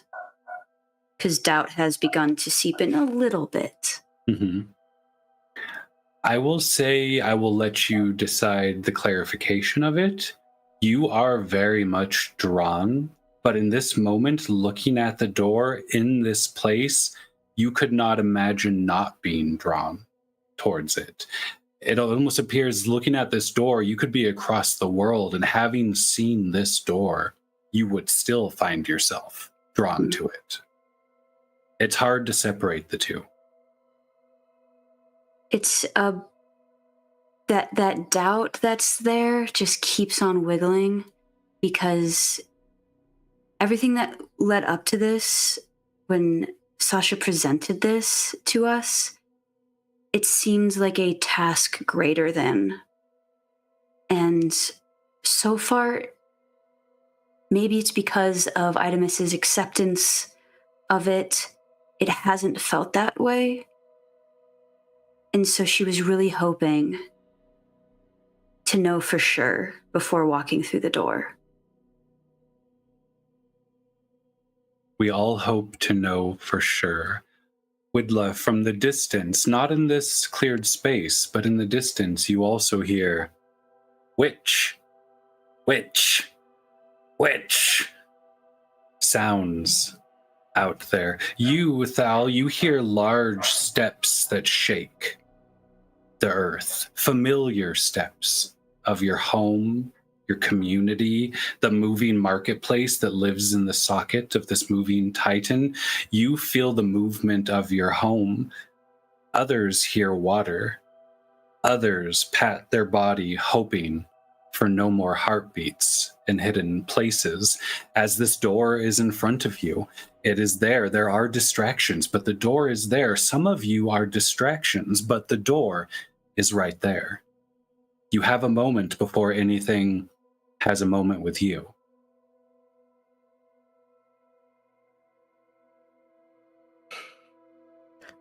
Widla spreads her arms wide, but as she does, there is a flick of her wrist, and water, this white miasmic water, seems to seep up her hand and across her body, almost caging her in a way. And she's just damp.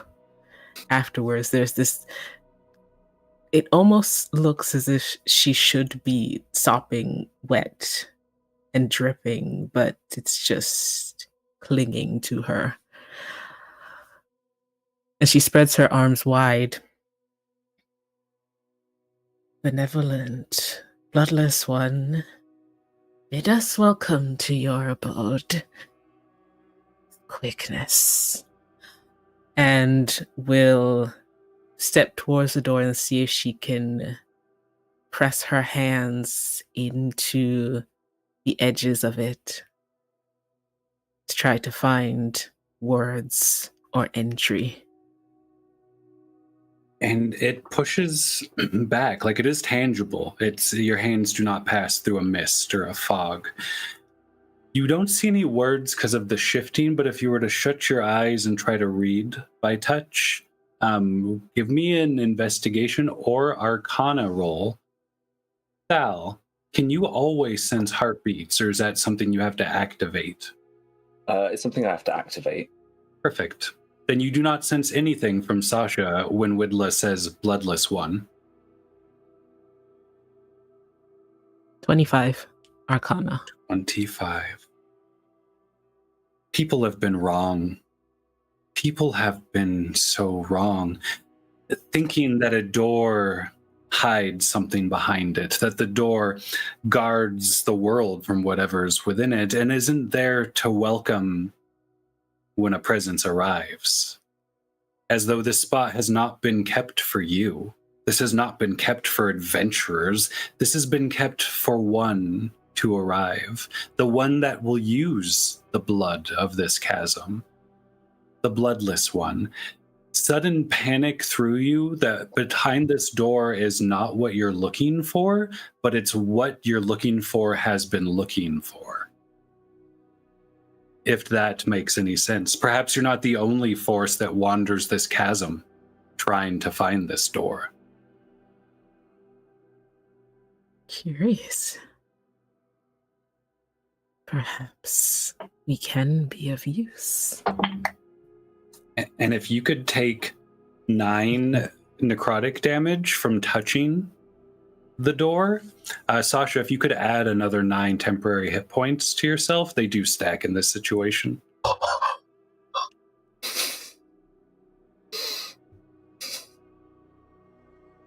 And you all watch this touching, the eyes water around as they read. No one else hears the chant of witch. Those are old ghosts from other forms and other parts of life. But Thal and Itemus, I always almost say it wrong, you both see them touch it, start to read it. Nothing has arrived quite yet, but everywhere is sound once again. There are distant steps, distant drums, doo-doosh, doo-doosh, steady like a heartbeat through this cavern. Doo-doosh. I gesture at the door and I look at Sasha and I say, would you like to do the honors? That's I really don't want to, but sure. If we die, we die. And she's gonna grab the door with both hands. But actually, just one hand. You don't. How do you open a door with 2 hands? You just grab it with one hand and try to open it. As you do, you suddenly also see the rest of your party as an eye opens on the back of your neck. And you can see them behind you, this other consciousness in your vision trying to wedge you out, trying to use this for themselves. You begin to pull. I would love everyone to roll an initiative at this moment, so later I don't have to ask.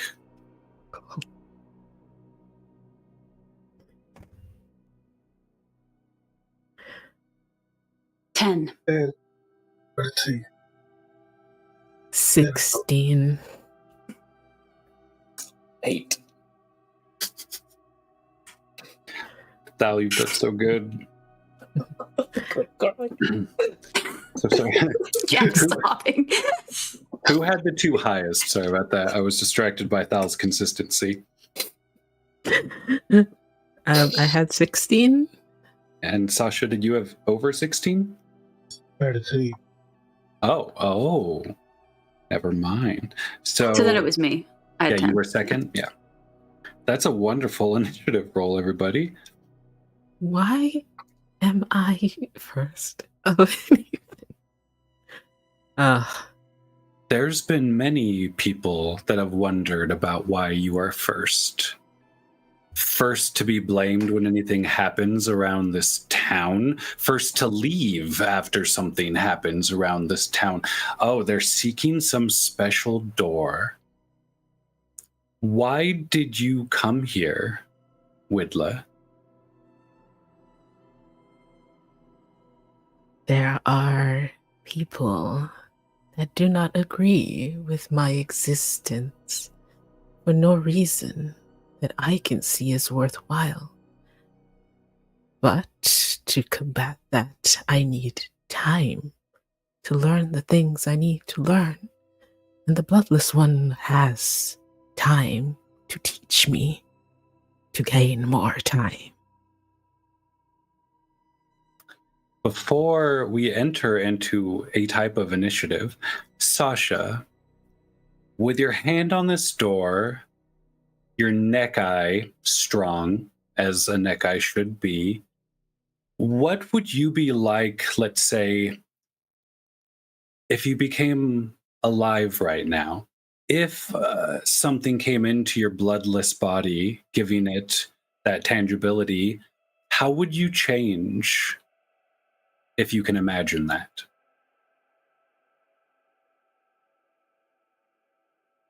I think immediately it would be like a breath of fresh air instantly. I'm assuming if she comes alive, the first thing she's going to feel is a heart beating inside her chest that she's never felt. And that will lead to just a deep breath, which when she exhales, it's like she feels the last however long she's been around, years of this weight that has been on her shoulders just escape for a brief moment before, and then she realizes, oh shit, I have to do this again and again, and then she breathes in, and then she's gonna breathe out, and I think the first few minutes is just gonna be trying to focus on how do we breathe again? What is the what? How do people do this without thinking? And the hand where you popped your yoke eye now has small, like dandelion type plants, like a few inches tall. Your body is shifting. The eye on the back of your neck turns a bright blue, like a vibrant, lovely blue. One whole arm now just looks like it's covered in moss and bark. You see no metal within it. And Thal, should you activate, should you even hear, you do hear a from yes drums, if that's what we believe those sounds now are, but also from about 6 or 7 different locations in Sasha. The door will open if you pull.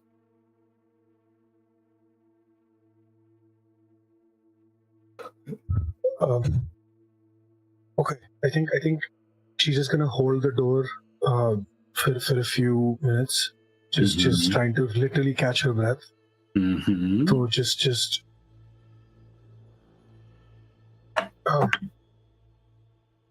right, here goes nothing, and she's gonna open the door. Perfect. Wisdom save, please.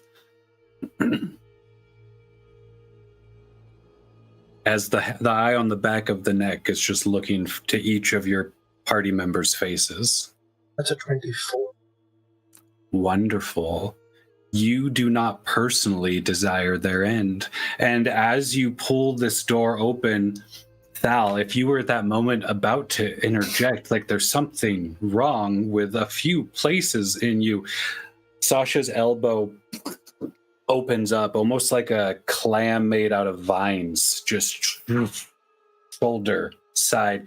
You see these shadows and wings in the air above you.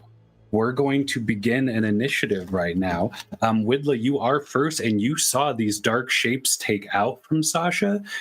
They look like large bats of a sort that have yet to form. They're still kind of transitory in their birth as their eyes all go back to their creator.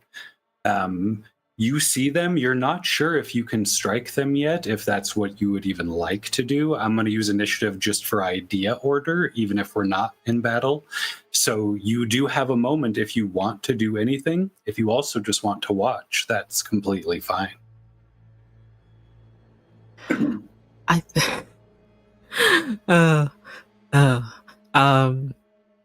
I think Sasha, watching Sasha, I'm getting so mixed up.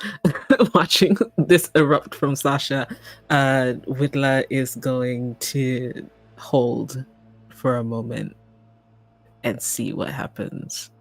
And a thing I'm going to hold is it a point? Yeah, it's a point. Wither and bloom. Perfect. Do you think you have a normal amount of blood for someone your size? Well, part of it is Odelma's water, so no.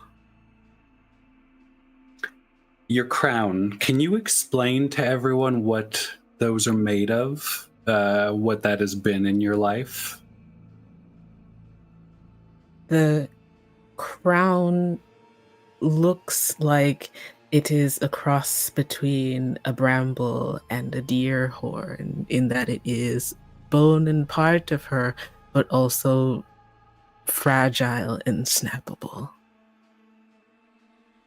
Not so snappable. As you smell marrow, you smell bone and flesh not yet dried, not yet lifeless. And out of the corner of your eye at the crown, the color is different. There's a vibrancy coming to it, and you can feel it shift on its own for a moment. And we're going to move down our little idea initiative just because it's so fun. Thal, what are you doing in this moment of hand on the door about to be pulled? When we get to Sasha's turn, the door will move more. There's these strange ghostly type creatures in the air, and Widla looks a little different, but so does Sasha. Is it me or is it Artemis? Oh, was I wrong? Was Artemis second? Sorry, my apologies. Thal, you be afraid. Oh, that's good. I'm good at that. That's fine. Thal Natural takes... state. Just kidding. Does Sasha and what's erupting from Sasha feel like two different entities? Yes, it does. For a free action, roll me like an Insider Arcana just to see what you maybe could just glean in the moment. 11 Arcana. Perfect. The most you would be able to assume is that perhaps something was trying to control Sasha, and when they couldn't, they decided it might be easier if Sasha was alone. Okay. Have you ever drowned anyone? No. Perfect. Continue. Inside check, just kidding.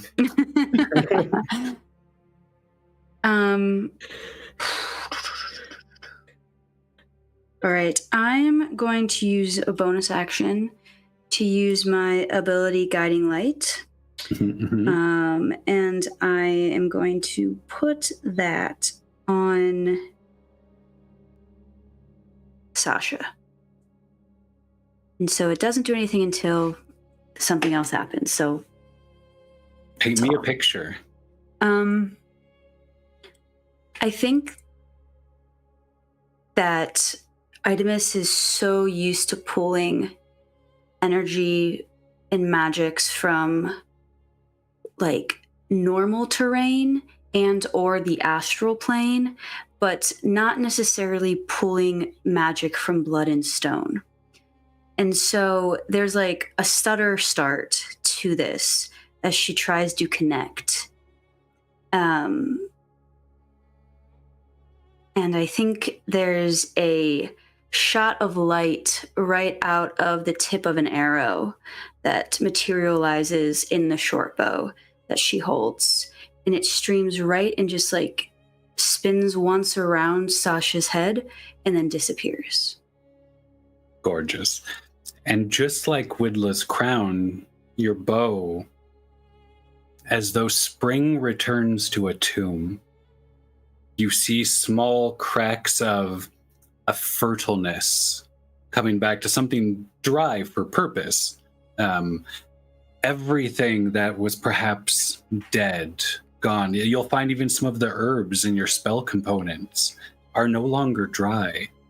but with the mist having reached them, are beginning, like your dried thyme is beginning to smell fresh again. So many things are being made brand new. Thal, wait, you were bonus action. Did you want to do something else, Kenzie? I think I'm fighting yet? I think I'm just watching at this moment. I want to see what the next step for whatever this is. How is your friend doing? Your octopi, your squid buddy. Oh, sorry, Artemis? Yeah, no, sorry, I was just thinking.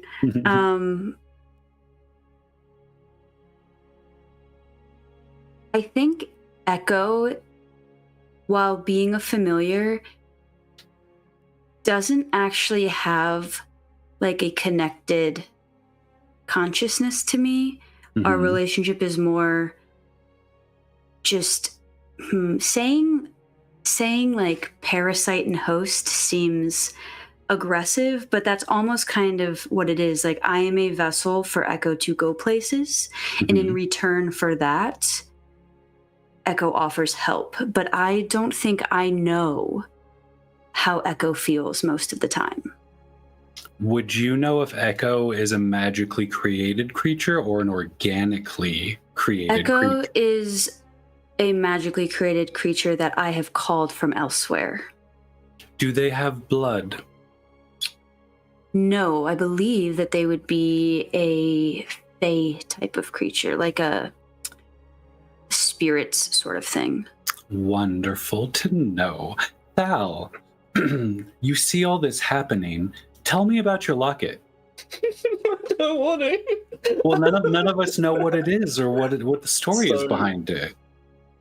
My locket is some of the remaining crystallized blood of Jaitura. Jaitura doesn't have much blood. It is an old titan. Withering titan. Part of my clan collected that blood and crystallized it. And devout followers of blood of Jaitura wear these as focuses, reminds them where they're from, but also uses them as a guide. It glows the more it's near other blood, useful things that you may need to support Jaitura. So yeah, that is what my locket is. Is it crystallized within something, or is the locket itself the crystallized blood? So it's a golden chain with kind of almost like a cage, and in that cage is just crystallized blood.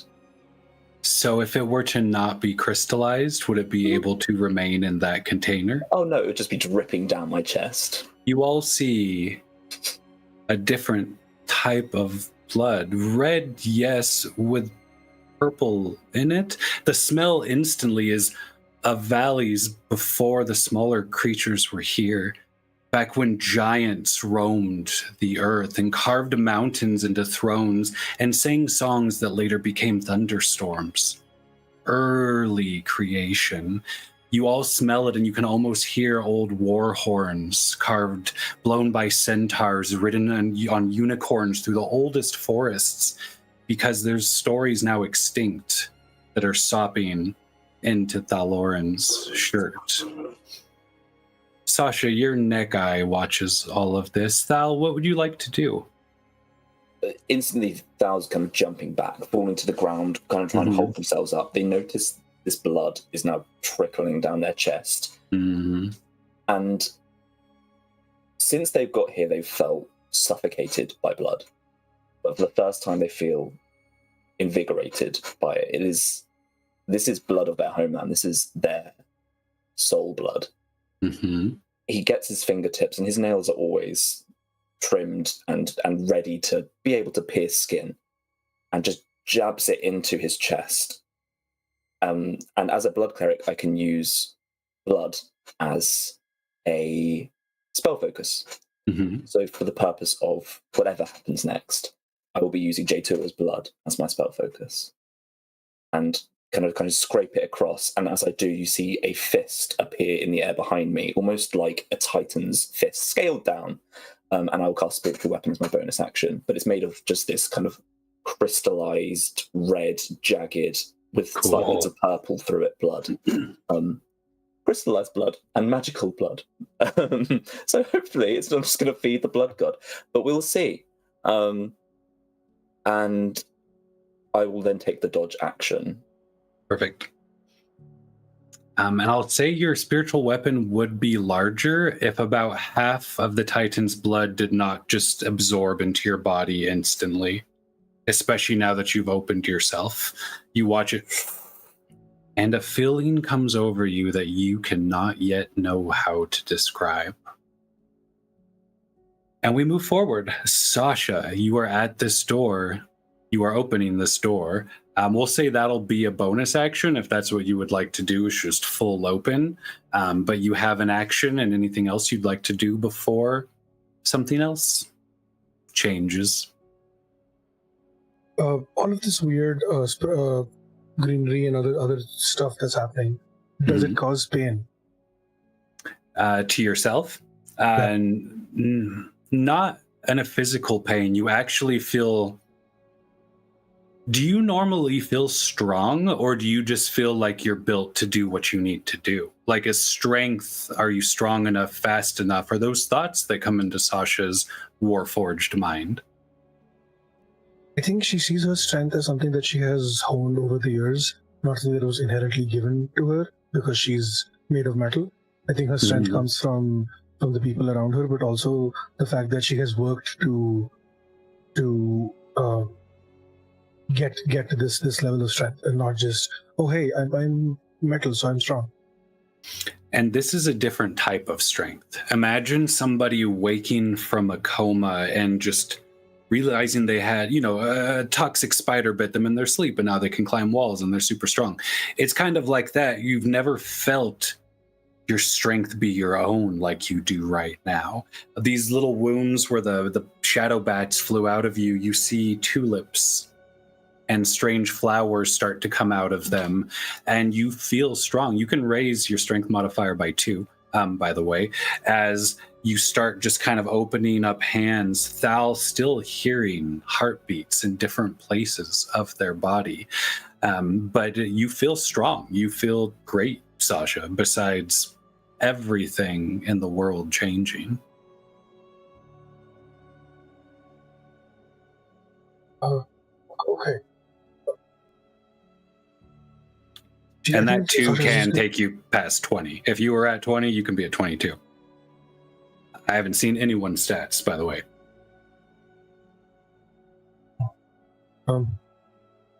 Okay. I think she's just gonna take another few deep breaths, still trying to adjust to this new sensation, and just pull the door completely open while the neck eye is still watching the others, but she doesn't... she's not afraid, not in the sense like she sees that they're doing whatever, but in her whatever, she knows that she trusts them explicitly, and it's like she's not worried that they're going to attack her. Like that's not a concern for her. Actually, it's not even on her radar. So she's just going to fully open the door. Depending on what she sees, I'll use my action accordingly. Wonderful. Could you roll me a Dex or Strength save, actually? And your new perk can apply to that. Okay. Don't make that face, Thal. You're covered in Titan blood. So 14, but I'm assuming I didn't add the new strength, but that would be a 15 at least with the new strength stuff. Yeah, 15, I guess. So once again, 3 of the 4 of you see one of your party yanked as Sasha, face first, is pulled into a dark, open doorway. You all see the eye on the back of the neck blink, or is it a wink at you, as their now lush garden-growing form is pulled into the darkness and the door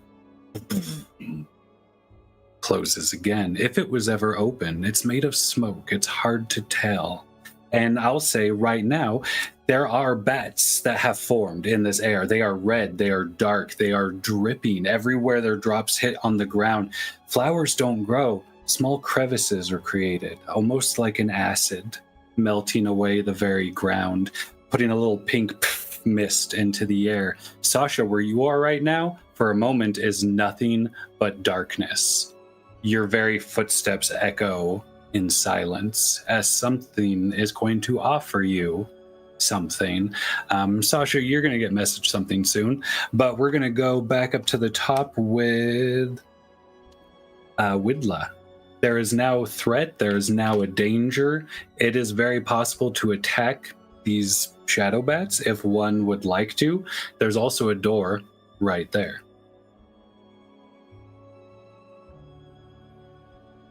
What would you like to do? Well, the door is interesting. I'm going to need back what was taken from me. And she's going to cast Wither and Bloom, which would require them to make Constitution saving throws, please. In a 10, how many of them are in a 10-foot radius? We'll say at least one. Let's see if, well, at least two. Let's see if there's three. Nope, just two. So that was a con save, you said? Yes. Ooh, that's a 5 for one and a 14 for the other. Both of those fail. Yikes. So you're going to take 10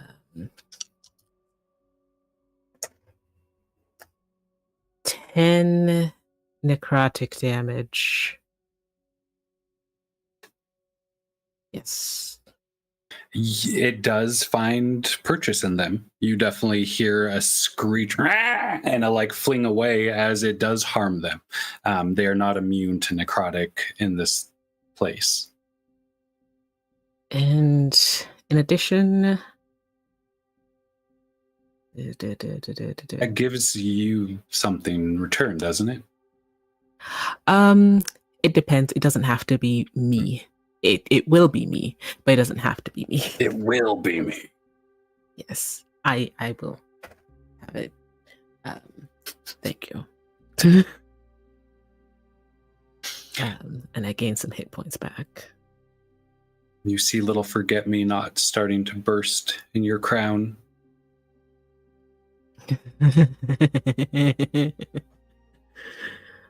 How quaint.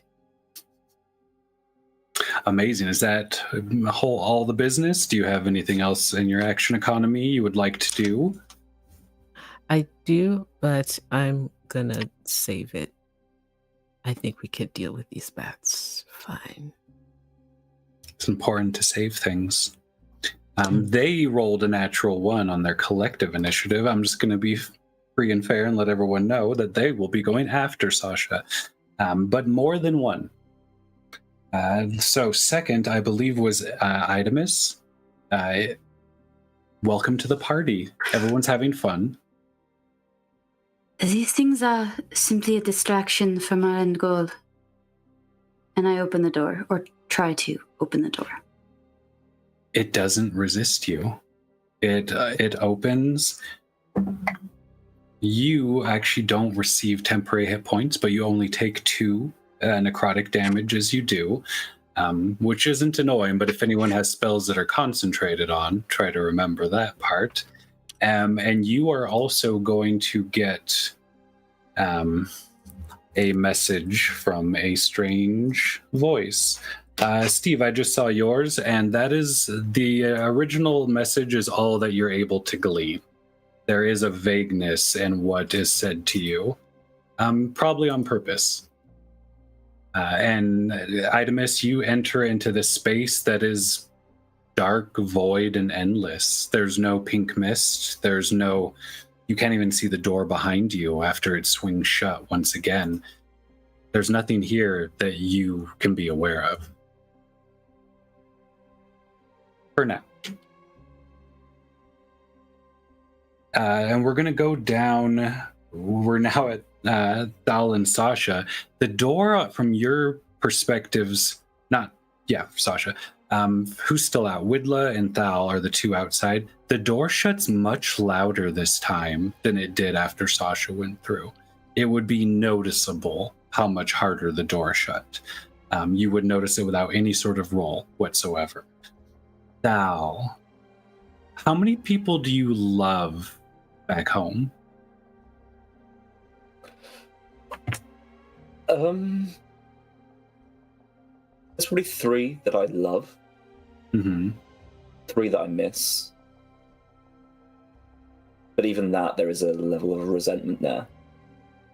Not wanting to return. You know, I've been traveling for 4 years now, looking for this blood. Granted, not all of that has been spent with these lovely people, but 4 years away, and a lot of that has been procrastination.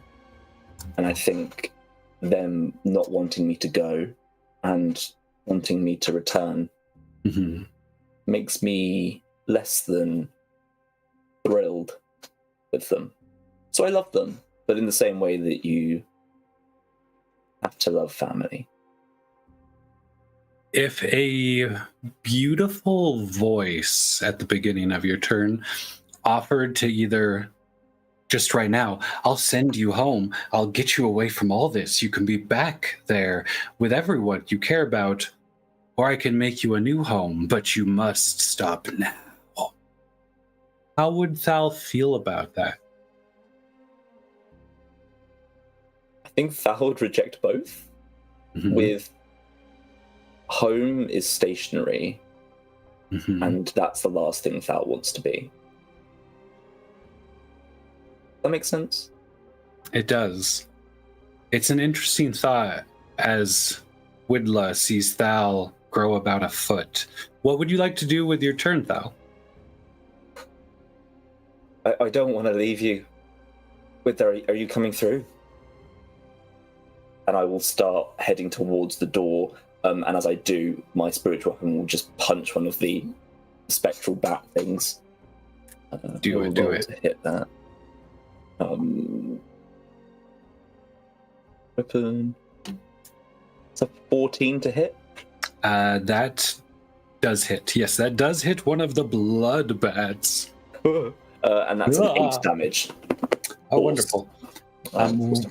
One of them is looking jacked up, to use a scientific term. If you had like all your little cleric books out, like that one right there is jacked up. That one's just donked up. So one looks jacked and one looks donked. And that was your bonus action That was my to bonus attack? action. I'm at the door and I'm kind of just looking at Widla to get a nod or a shake. Are you staying out or are you going in? I don't want to leave you behind. I'm following. Right, okay. And I will try to open the door. Con save, please. Try was a good word to use, Thal. Yeah. Con save. That's a 5. Yikes. Ooh, okay. You take... What is that? No, is that the sun? In the distance, you see a ping of light through the mist as though dawn has begun somewhere. And for a moment, that's helpful. And then you take 8 radiant damage. Radiant? I know. So strange. So brave. And the door does not open. You haven't had to reach this far down for a door handle in quite some time. As you grow another foot. In height, not from your ankle. Yeah. Okay. And that was my action to open the door, or attempt to open the door. Perfect. Not everyone finds a home, but some people can become one. And we will move down to Sasha. In this void, a voice has reached out, offered you eternal mortal life, if only you would take them with you. That's all. It's in the voice of your creator. Sasha never really, ever since she gained sentience, Sasha has never really desired to be human. she is she's curious about humanity, about the mortal realm of people, but she's never been the kind of person like, I wish I had a heartbeat, or I wish I could experience what it is like to, because she likes who she is. Somehow she is okay with she's made peace with who she is, and she's gotten to a point, it's gotten to a point after many years of soul searching, where this simple salt shaker has become this sentient being who fights for the things that she believes in. And this thing that has attached itself onto her without even asking, and now is asking for permission to take over. No, that's not right. And as far as whatever it is, this is not who she wants to be anyway. And she's very much happy being who she is. So her response is, no, I reject all of you.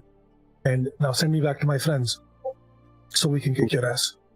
Lights come on for you, Sasha, in this space. Having a sense of self-love and also saying no, you'll find that there's many forms in this space that also really love Sasha.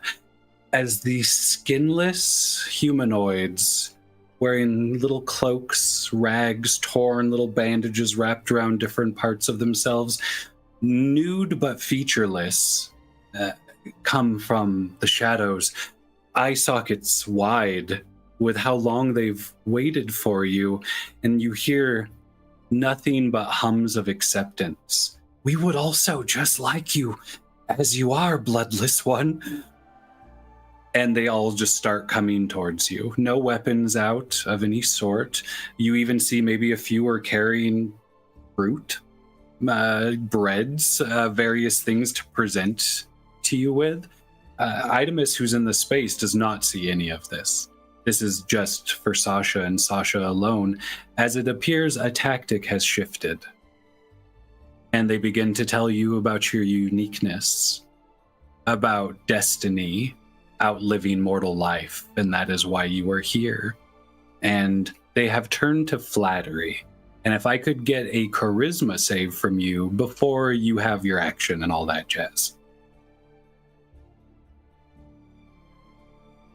That's a 12. That is wonderful. You believe them.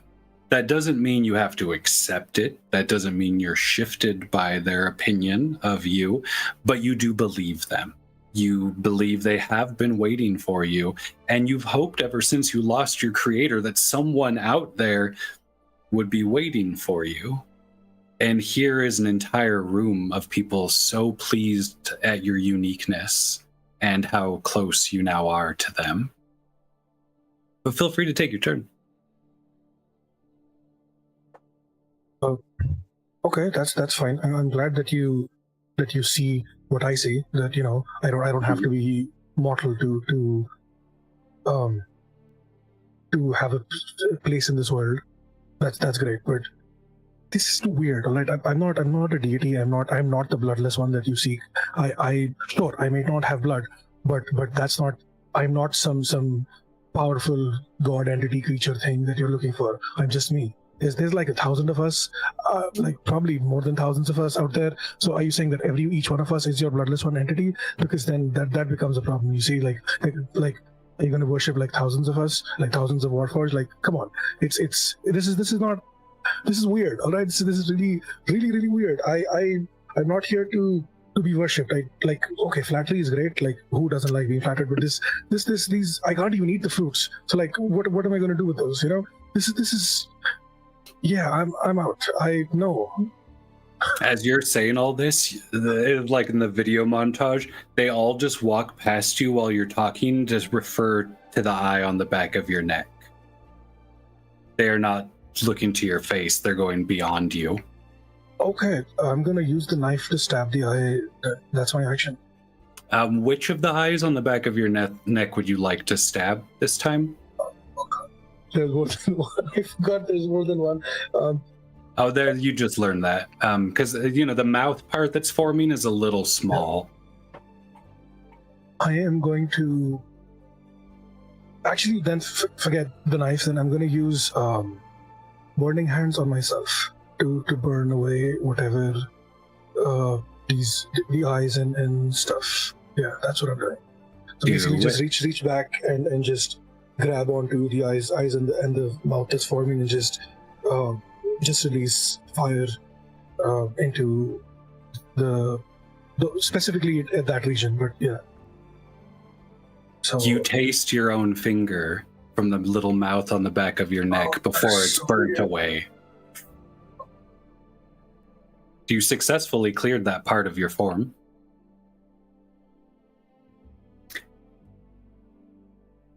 I think just stand back, and she's going to turn around so that she's facing these creatures again, shield out, sword in hand, just ready to literally, like, as they move to look at the thing on her back, she's going to move with them. So she's maintaining eye contact with her eyes on her face, the actual eyes that she walked in with, not any new ones that might be forming. You know? So, yeah. As you draw your weapon, they all drop to their knees. Yes.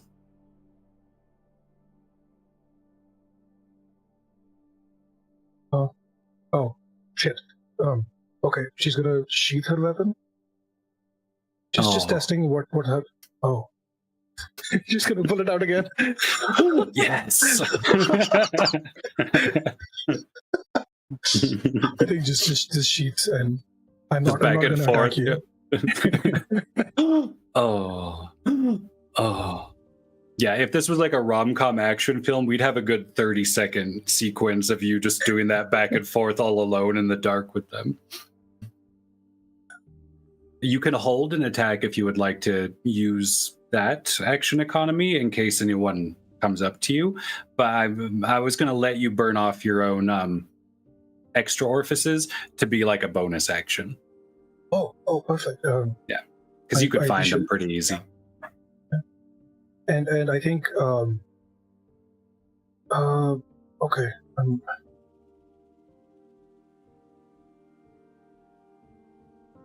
I'm gonna hold an attack if something attacks me, not if they approach. If they choose to, or if they try to invade my space here.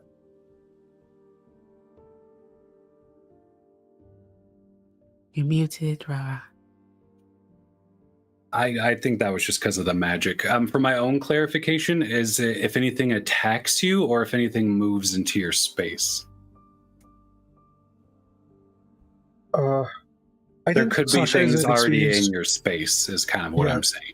Yeah, Sasha is an experienced fighter. I think she knows intent when something's coming towards her. If something's coming towards her to, like, these things are worshipping, whatever, that's separate. But if it comes towards her with an intent to either touch her or attack her, I think that's when she would react. Sorry, I just saw our producer, what they said in chat. If you could feel a vine, red, crimson, brand new and hopeful, moving through your body, would you be able to sense that their intentions? Do you think? A vine? Yeah, if like there was something growing within your shape already. Oh, if it's growing within me, then I don't want it, so I'm gonna try to cut it out. Right, but if it's something that comes from outside, or if it's yeah, I think that's wonderful. I'll keep that in mind. At this point, you do. I mean, your arm, one of your arms is like an entire garden at this point, so you can feel some shifting in your form. You did burn away your eyes and tiny mouth. Yeah, we'll call it your tiny little bloody mouth on the back of your head. There might be others, but those were the only ones you could see through at this point. So you're holding your action in case anything moves to attack you. And we'll say, for flair's sake, you're just kind of pulling vines out of you that are trying to grow and spread kind of quickly, if that works for you, Sasha. Yeah. And then while she's doing this, she's making it very clear she does not want this. Get this out. I do not want to be your savior or your god or whatever else. I am not who you seek. They all stand up and surround you to try to start pulling it out. it's hard to read them in this moment, and they're like, yeah, and they start yanking the growth off of your body as well. As we move back outside, Widla, what's it like hanging out with some bats? Oh, it's great. I hate to do this to myself. The bats need a turn. The bats do need a turn. Sorry, the inside stuff had their little turn. Thalarin is taller. Where if you would normally be between 5-6 feet, like a fairly common height, you're closer to 7 to 9, somewhere in there. Your little ankles showing out of your little khakis, just full bloody ankle in the misty wind as the sun's starting to rise. These two bats start going towards the Lauren and shriek at the last moment and turn away and just splat themselves against the door. One fully done, hit points gone, collapses on the bottom. Out of its body, little flowers start growing against this door. The other one shrieks and flies away. One that has not been harmed yet will take 2 quick bite attacks at you, Widla, because you're not covered in Titan blood. One of them will hit if your AC's lower than 19. Yes. Yeah, I didn't know if you had shield, anything like that. Oh, I do have shield. Wait. Would you like to use shield? Oh my god, thank you so much. Wait, how much will shield get me to? I think it adds 5. Yes, it does. And then with my mage armor, it gives me 219. 19. That would still hit, wouldn't it? Meets it, beats it. Yeah. Perfect. Okay. You take only 6 necrotic damage. Like, that's not bad. Something else happened, but that's all the actual damage you took. Oh. Do you say those words out loud? Yes. You just hear a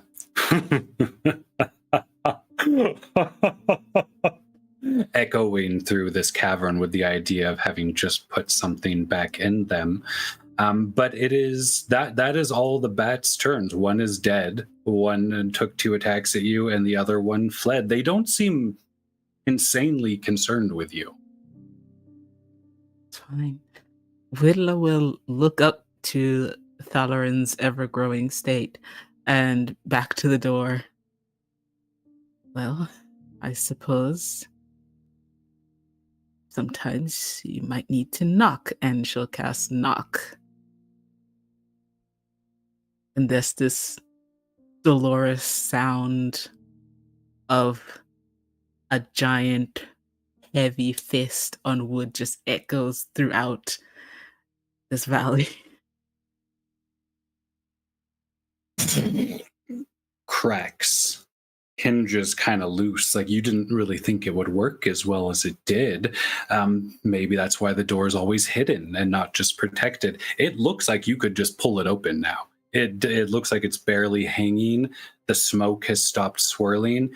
I will also say it's not the only door that was opened. Oh, good. And Widla will once again look up to Thalarin. You will follow? Of course. Yeah, you could duck enough to get in. And she'll go through. And you have blood.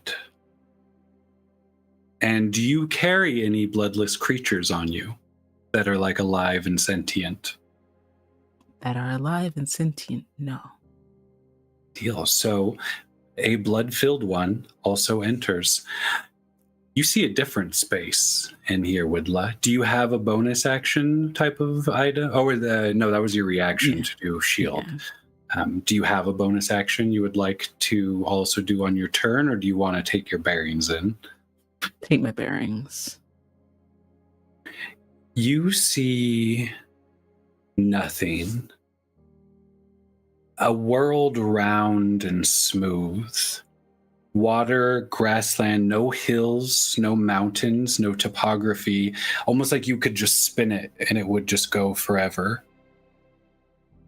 That's all. And then from this one point, this tiny point, there's a crater. You're watching this crater with red start to form out of it. The entire planet starts to shift and change with it. Everywhere the red touches, mountains go up, valleys go down, gardens, swamps, terror and joy form. Titans come out of this, carved from the earlier, deepest bones within the earth, the weird stones that can't be used for anything but walking life. You enter, and it's almost like you're standing on this precipice watching the scene in front of you without any confusion about the scene you are watching. The other door that opened is somewhere else. The one that's open to you is, it's been offered to other people as well. I can just take you from here. Just take me with you. They're basically showing you their story.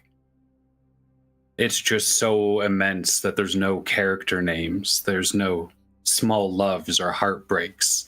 It is just the story of their becoming, whatever they are.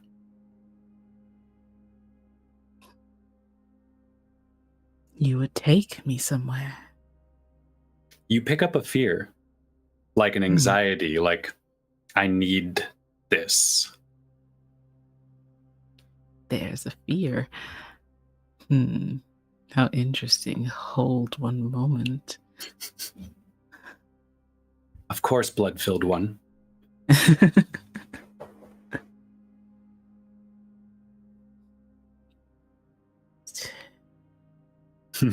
Oh, we just need to talk. That's fine.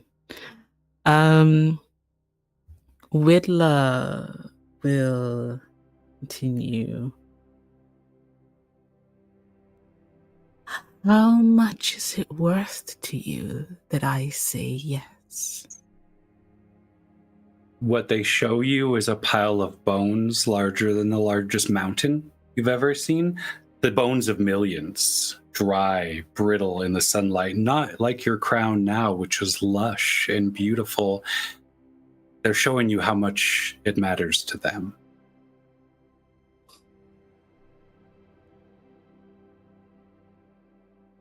Will you take my friends with you?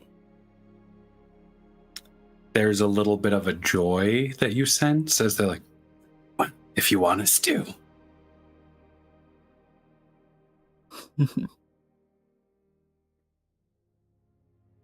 Show me more.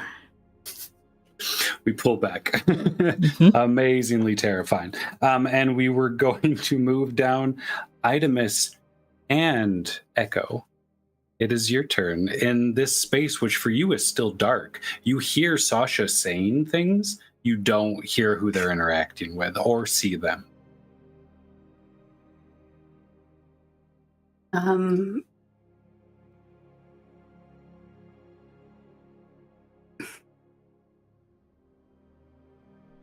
Do I hear this voice?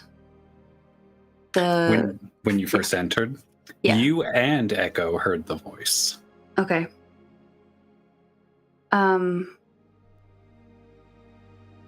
Mortal life isn't something important, or eternal mortal life, I should say, is not something important to Idamus, because in her scheme of work, she could die quickly, she could last till old age.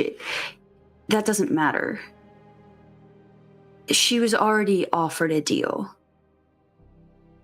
And that was to finally satisfy the curiosity that her parents instilled so deep within her, that she has never been able to find the thing that would do that. So she doesn't need another deal. That doesn't matter. Does Echo?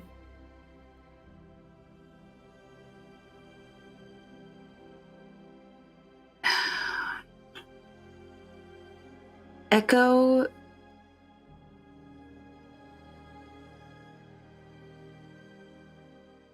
doesn't necessarily need to even be here. That's a choice that Echo has decided to make. So Idamis would assume, upon accepting this voice's deal, even though she doesn't necessarily care for the deal, that Echo will choose after that choice whether they will stay or go on their way. Perfect. How would you like to spend your actions and all that, as Echo is considering the offer, but probably won't be accepting it? I think Idamis just speaks aloud.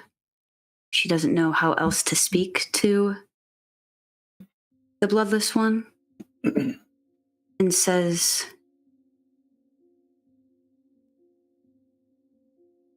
I accepted when you called me here, and so I accept you now too.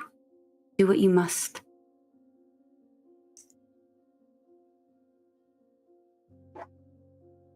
It is happy to find friendship after such a long existence, trying to trick these stubborn and fearful creatures. It is happy to have been welcomed. You can regain or take 12 temporary hit points, as the red mist is all you see in this dark void now. The same fog from out front as it spins, swirls around you, Echo in your eyes just going as it stains you again red. But it's a different feeling. It's not trying to destroy you. It's not trying to consume you. It might be trying to change you. I don't think Idamis was ever concerned that it would destroy her. Mm-hmm. She had believed what it had offered originally, and how could curiosity be satisfied by death? At least not for her. Is there something you would like to do with action situation? Or are you putting that energy just into that?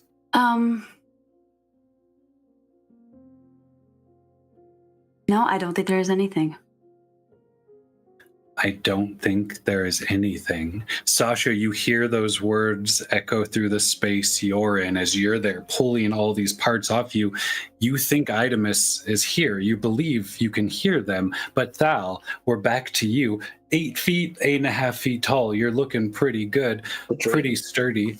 And I have a question for you as well. Do you remember the first time you were alive? The first one was alive. Mm-hmm. Like multiple deaths ago. I do not remember the first time I was alive. However, I do remember the first time I felt alive. Do tell. Okay.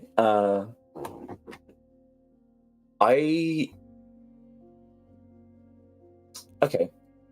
Valderin, I don't think you can really know what living is until you question what living is.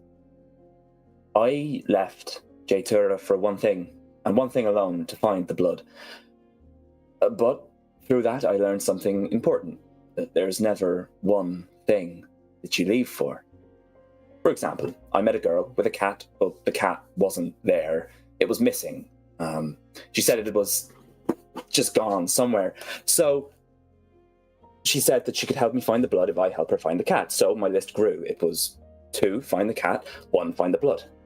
I climbed a tree looking for the cat, and I found the strangest of nymphs. They said that the tree had been cursed. No flowers would grow from this tree, so I offered to help. If I helped cure the tree, she would help find the cat, and then I could go and find the blood. It all made sense to me, so my list grew, Lift the curse, find the cat, find the blood. So I went to a nearby village, plagued by the same blight, and there I met an alchemist who knew how to create a cure for this blight. You needed to find a flower. So my list grew once again. I found a man named Dave. He was a ranger, knew exactly where to find the flowers, so I had to defend him from some bandits. So 5, defend Ranger Dave. 4, find the flower. 3, cure the curse. 2, find the cat. And then 1, find the blood. And I'm not done. There's more. The ranger knew where the flowers grew, but as I followed Dave, access to the grove to get in there was defended by this guardian. And they said that I needed to find some answers to riddles, find myself. And then I started to realize, as soon as I find this, I've got the flower, I've got everything. So my list grew a final time. 9, fend off existential dread. 8, answer some riddles. 7, prove my worth to an ancient guardian. 6, access a grove. 5, defend Ranger Dave. 4, find the flower. 3, find a cure for the curse. 2, find the cat. And then 1, find the blood.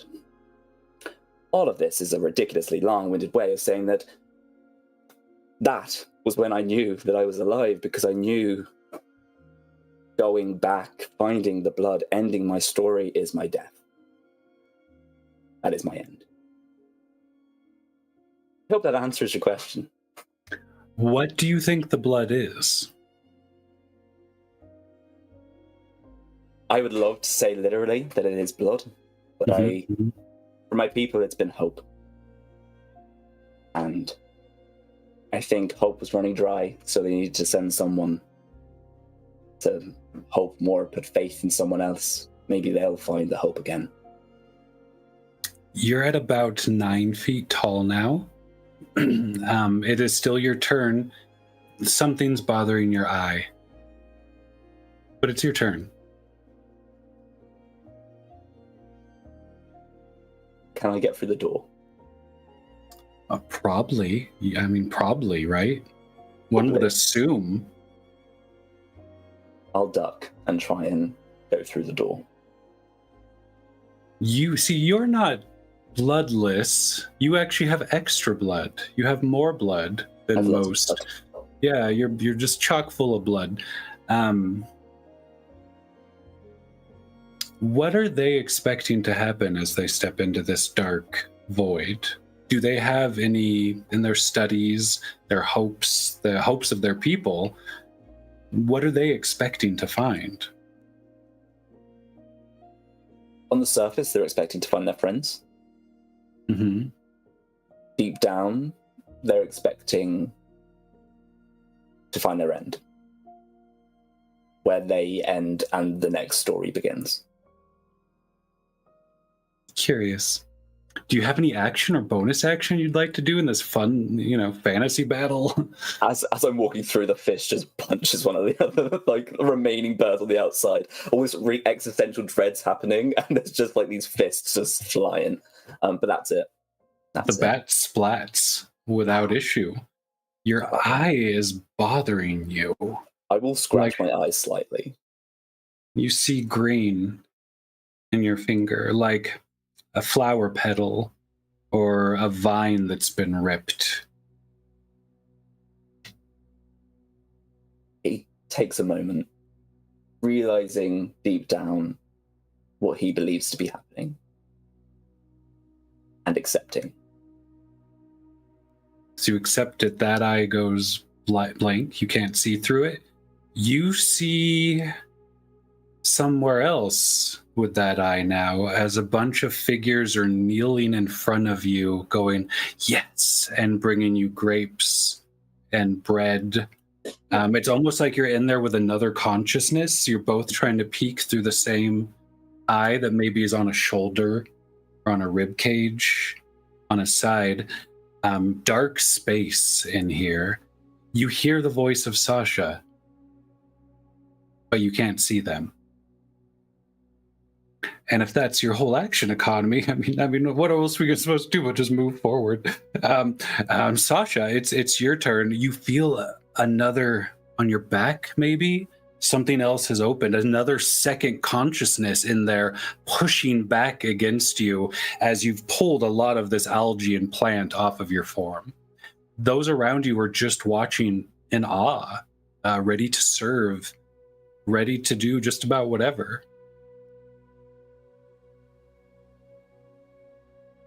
I think it has gotten to the point where Sasha has lost the plot. she has no idea why we were here. What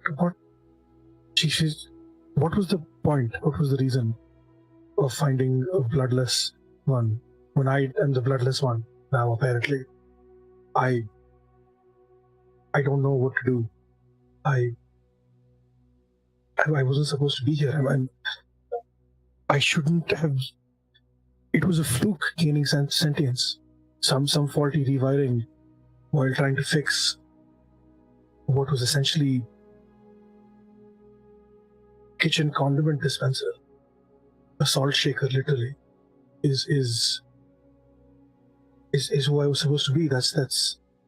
I don't want this. I don't want to be here. I don't want to be part of whatever this is. I am not a god. I never have had ambitions of being a god or even being remembered or worshipped by so many people. I just want to be myself and just allowed to do whatever I want instead of having to worry about this. Then why have you been here for so many years, Sasha? What? I mean, have you ever left this room? Flowers.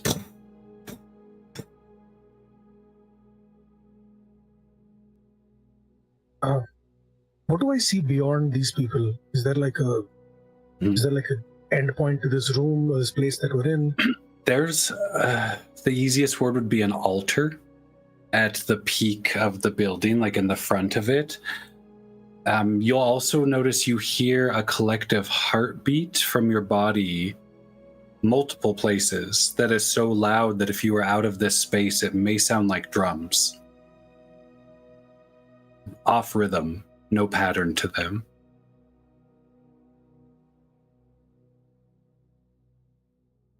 But if you look to the altar, everyone within there moves and gestures for you. You're more than welcomed. They are generous with you. Anything you wish.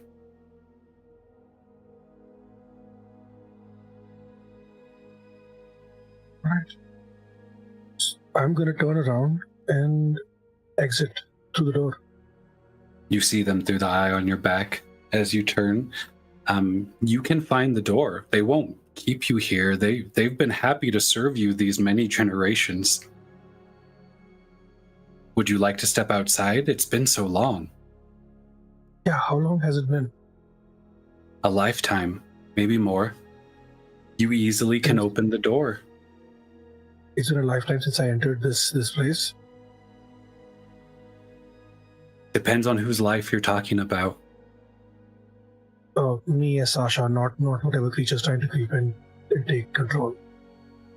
Sasha isn't positive how long they've been in this place because so much has been blurred into chaos and misunderstanding. And the vague, I have a bunch of rolls over here from earlier y'all did, and the vague loss of your place in the world. Like, you are indeed a bloodless one. You are indeed filled with a piece of your creator. There's many ways to read prophecies that could apply to you if one wanted to. They could also apply to Echo. They could apply to Thal in a different way. Unfortunately, and fortunately for Widla, none of the prophecies apply to them. Thank goodness. I would say Sasha is confused, but still understands that through that door is where they came from, regardless of what this space insists on. Out there is where they stepped from just minutes ago. Probably it couldn't have been a lifetime. Even though now you're covered with plants, your body's overgrown, you've changed lifetimes in this building, but surely you just walked in.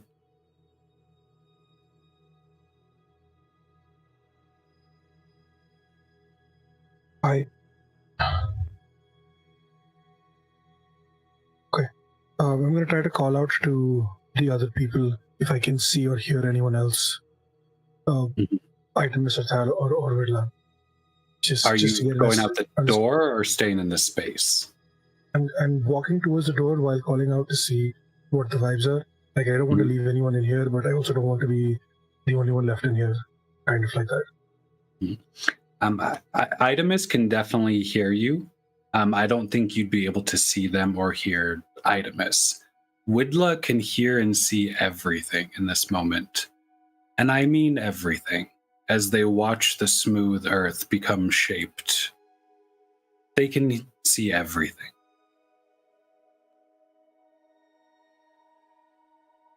But you don't see that. The door looks easily accessible. I'm gonna try to reach out to the creature that offered me mortal life. Just be like, what do you want from me? Why am I here? You're here to do your best. Just stay a while. And you see a bed, a beautiful bed that if you were organic might, entice you. These are old tricks. They haven't had one of your kind here before. Just stay.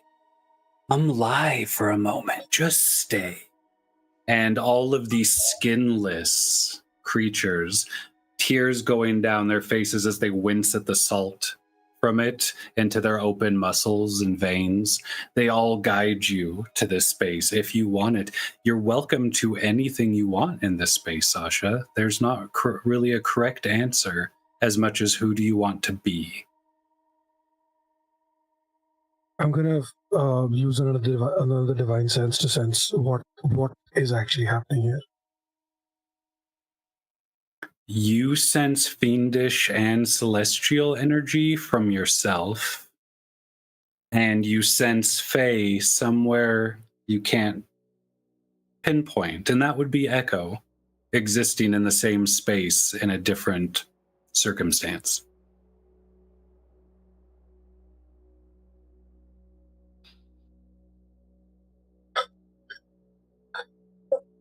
Okay. I think I'm going to continue using my bonus action to burn away any of the new stuff, but this time trying to target only the fiendish, if possible. You can. Oh, I love that. Yeah, you definitely can. And leaving the celestial stuff in there. And I'm going to try to leave. Push through the door, get out. You burst through. Thal, did you enter yet? You didn't enter yet, did you? You did, didn't you? You did. Sasha, you burst out, and at the moment you don't see any of your companions.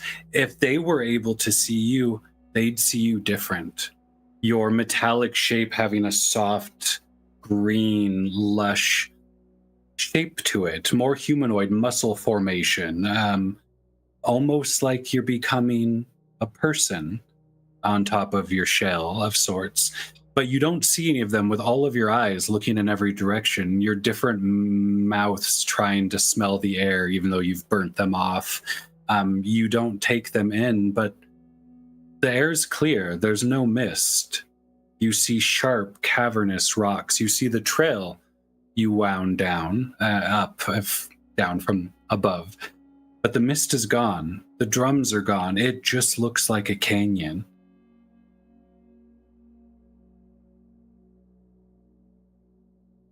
Somewhere. The sun is up. It's not directly above you as much as it's at an angle. It is well lit in here. You could camp. You guys could make s'mores. S'more what? We haven't had any yet. But either way, it is lit here and more friendly. All the flowers on you turn to face the light as you turn to face the light. The only one of your group doing that at the moment.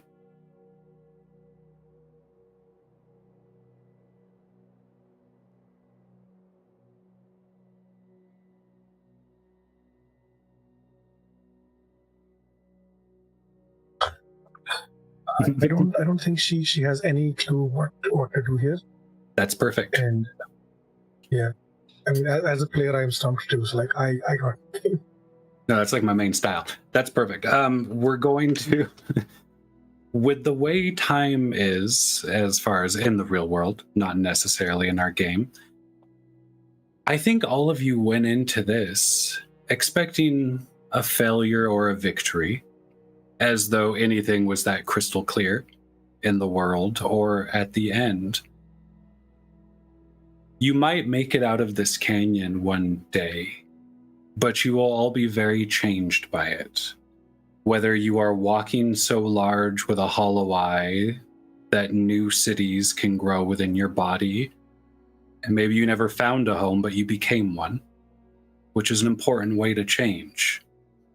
Or maybe you exit this place with your curiosity still unsated, like this was it. But yet there is an echo of something darker and forever, hidden within a friend you carry, that you will take into the world, into the deepest depths of the ocean, to see if maybe you can find the answers you've been looking for. Was this the right door? You might not be sure, Artemis. That couldn't have been the end. You don't even remember really what happened. But cross it off the list. Just another ancient secret. But the eyes of Echo are different. And there's one hidden one that you can't see on their body. Everyone will have a moment to paint their own outro in a moment. This is me kind of closing it up with the time we're at. And let me assure all of you, there were no right answers in this situation. You weren't trying to do the right thing. There was many answers in this situation, and you all did beautifully. Widla, your horns, your crown never die again.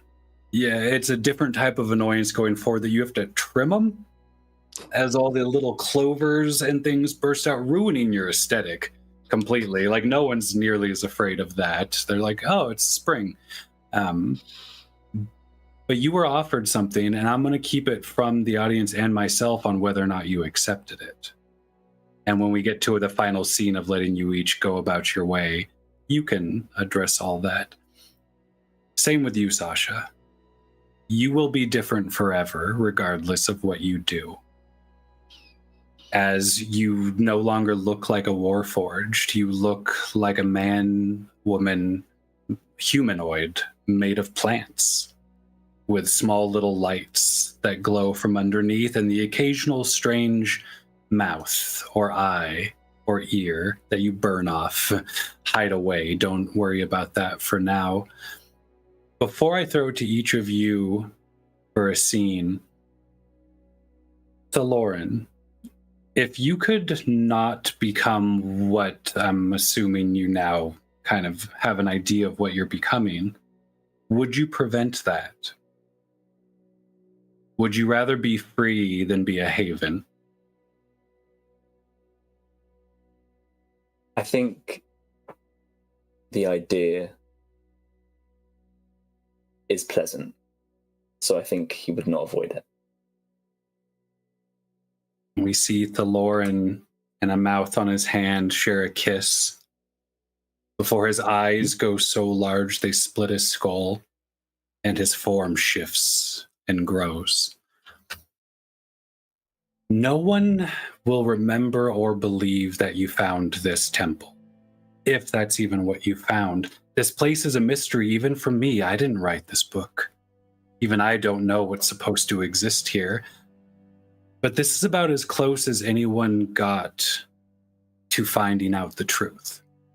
And none of you know it all the way, but all of you are carrying a part of it in a different way. That perhaps the Bloodless One will have many temples soon enough. We're going to go into our initiative to see if each of you would like to do a little epilogue scene, leaving our mystery still a mystery, but your own story fulfilled. And at the top of that initiative, Widla. Read anything that's happened as you would like it to have happened, and what Widla would do from it with that idea going forward. You might be wrong, but you can still base decisions on wrong information.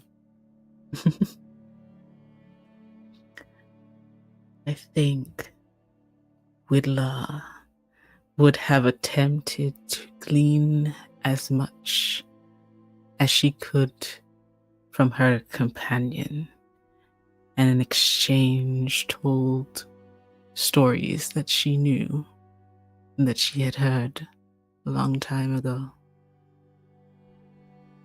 And in that talking, I think she might have become its friend or made it her friend, whichever one was more convenient. But the opportunity for companionship was not one that she could let slip by, and so I think she would carry them.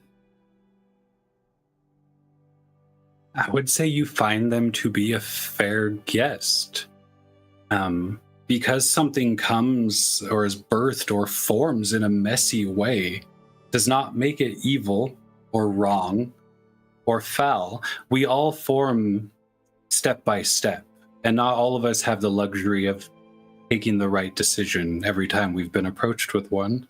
You find them to be clumsy and curious, messy, bloody, gory, but they laugh, they smile. Bloodless one maybe was a curse, not a title. You wonder to yourself years down the line, trimming the dandelions from your crown,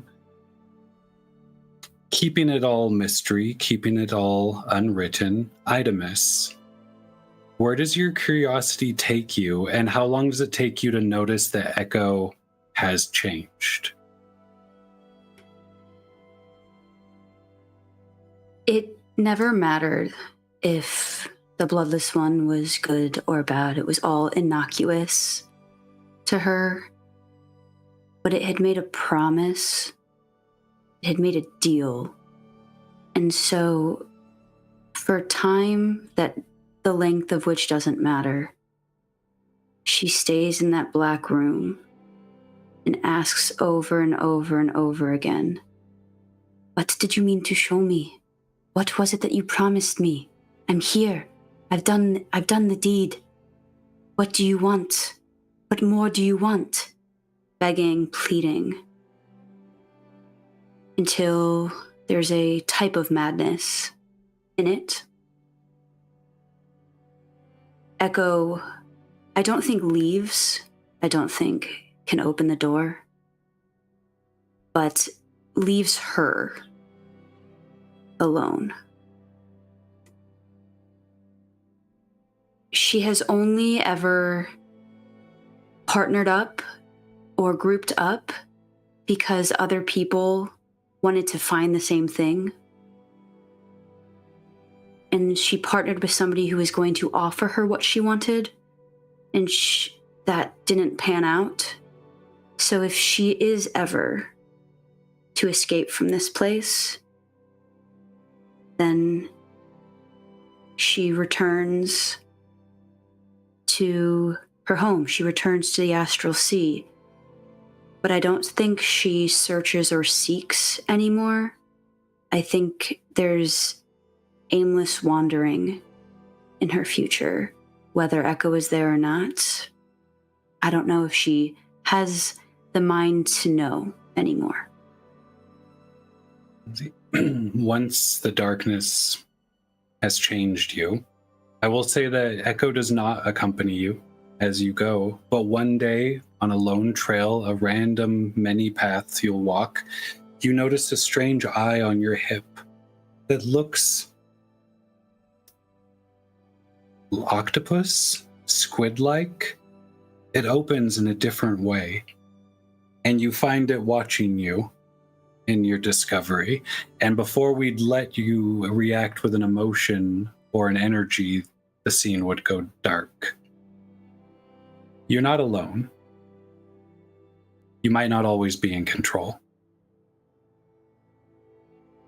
But what is promised you has not been a path of cruelty. You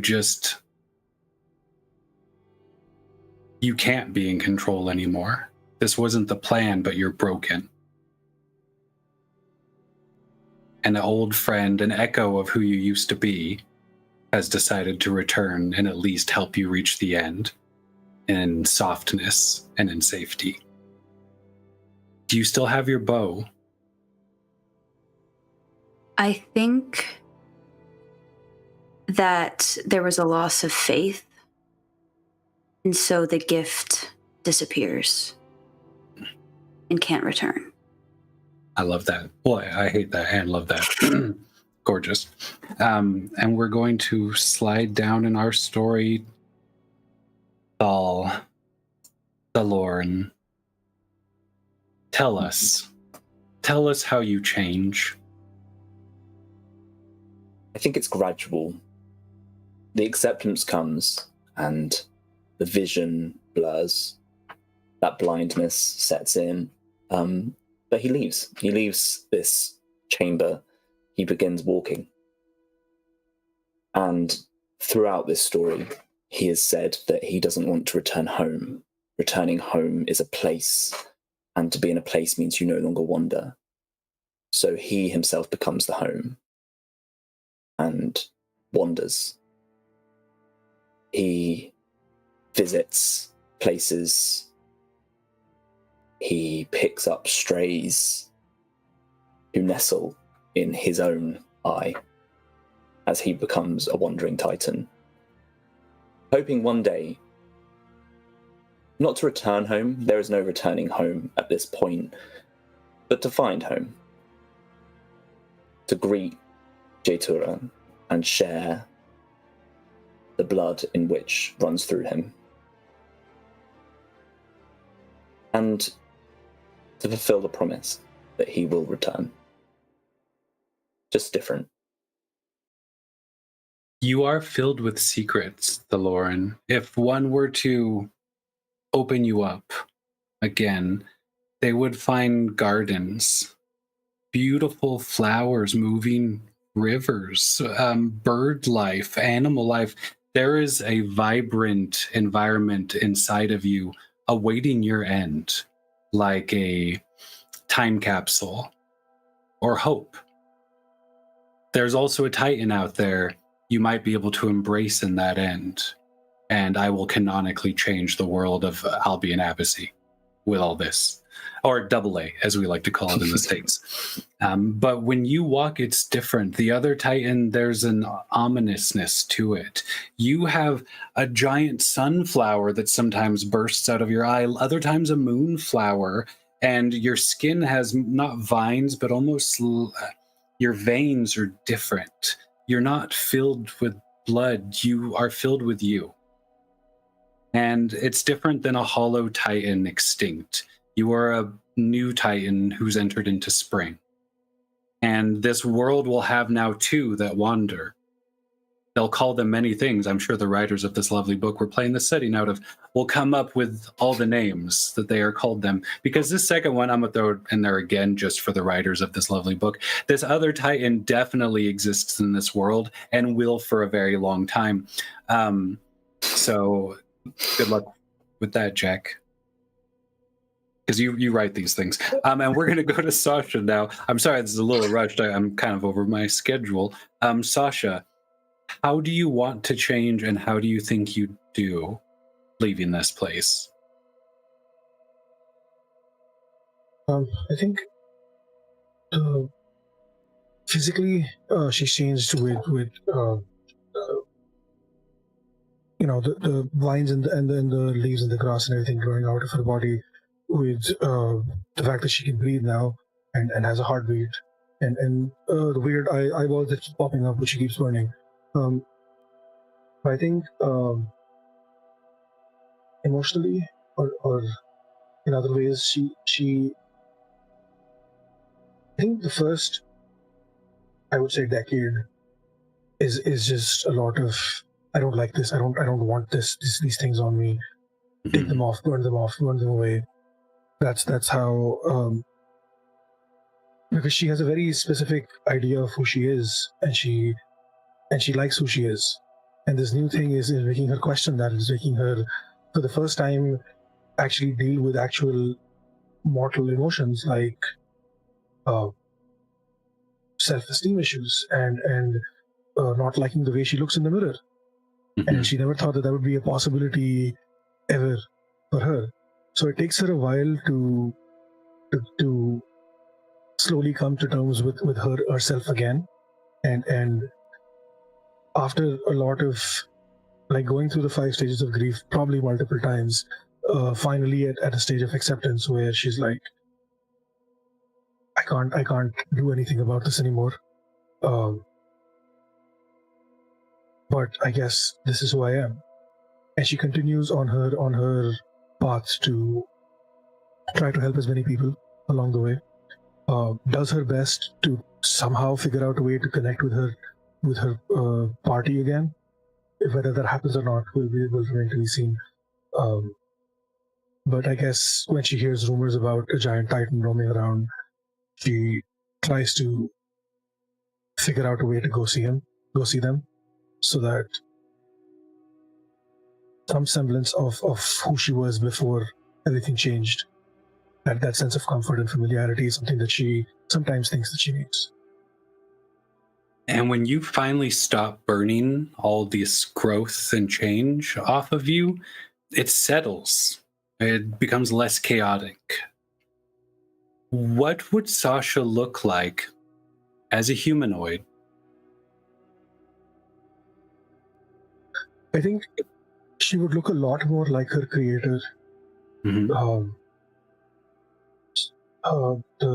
But like, I think of it like a tiefling druid hybrid almost. That's like her creator was a tiefling, and now with the growths and everything, she's looking like a druid of sorts. But like her metallic skin has slowly it still exists underneath, but on top of it is a growth of like wood-ish structures on top of, and like some sort of soil and semblance of stuff on top of which like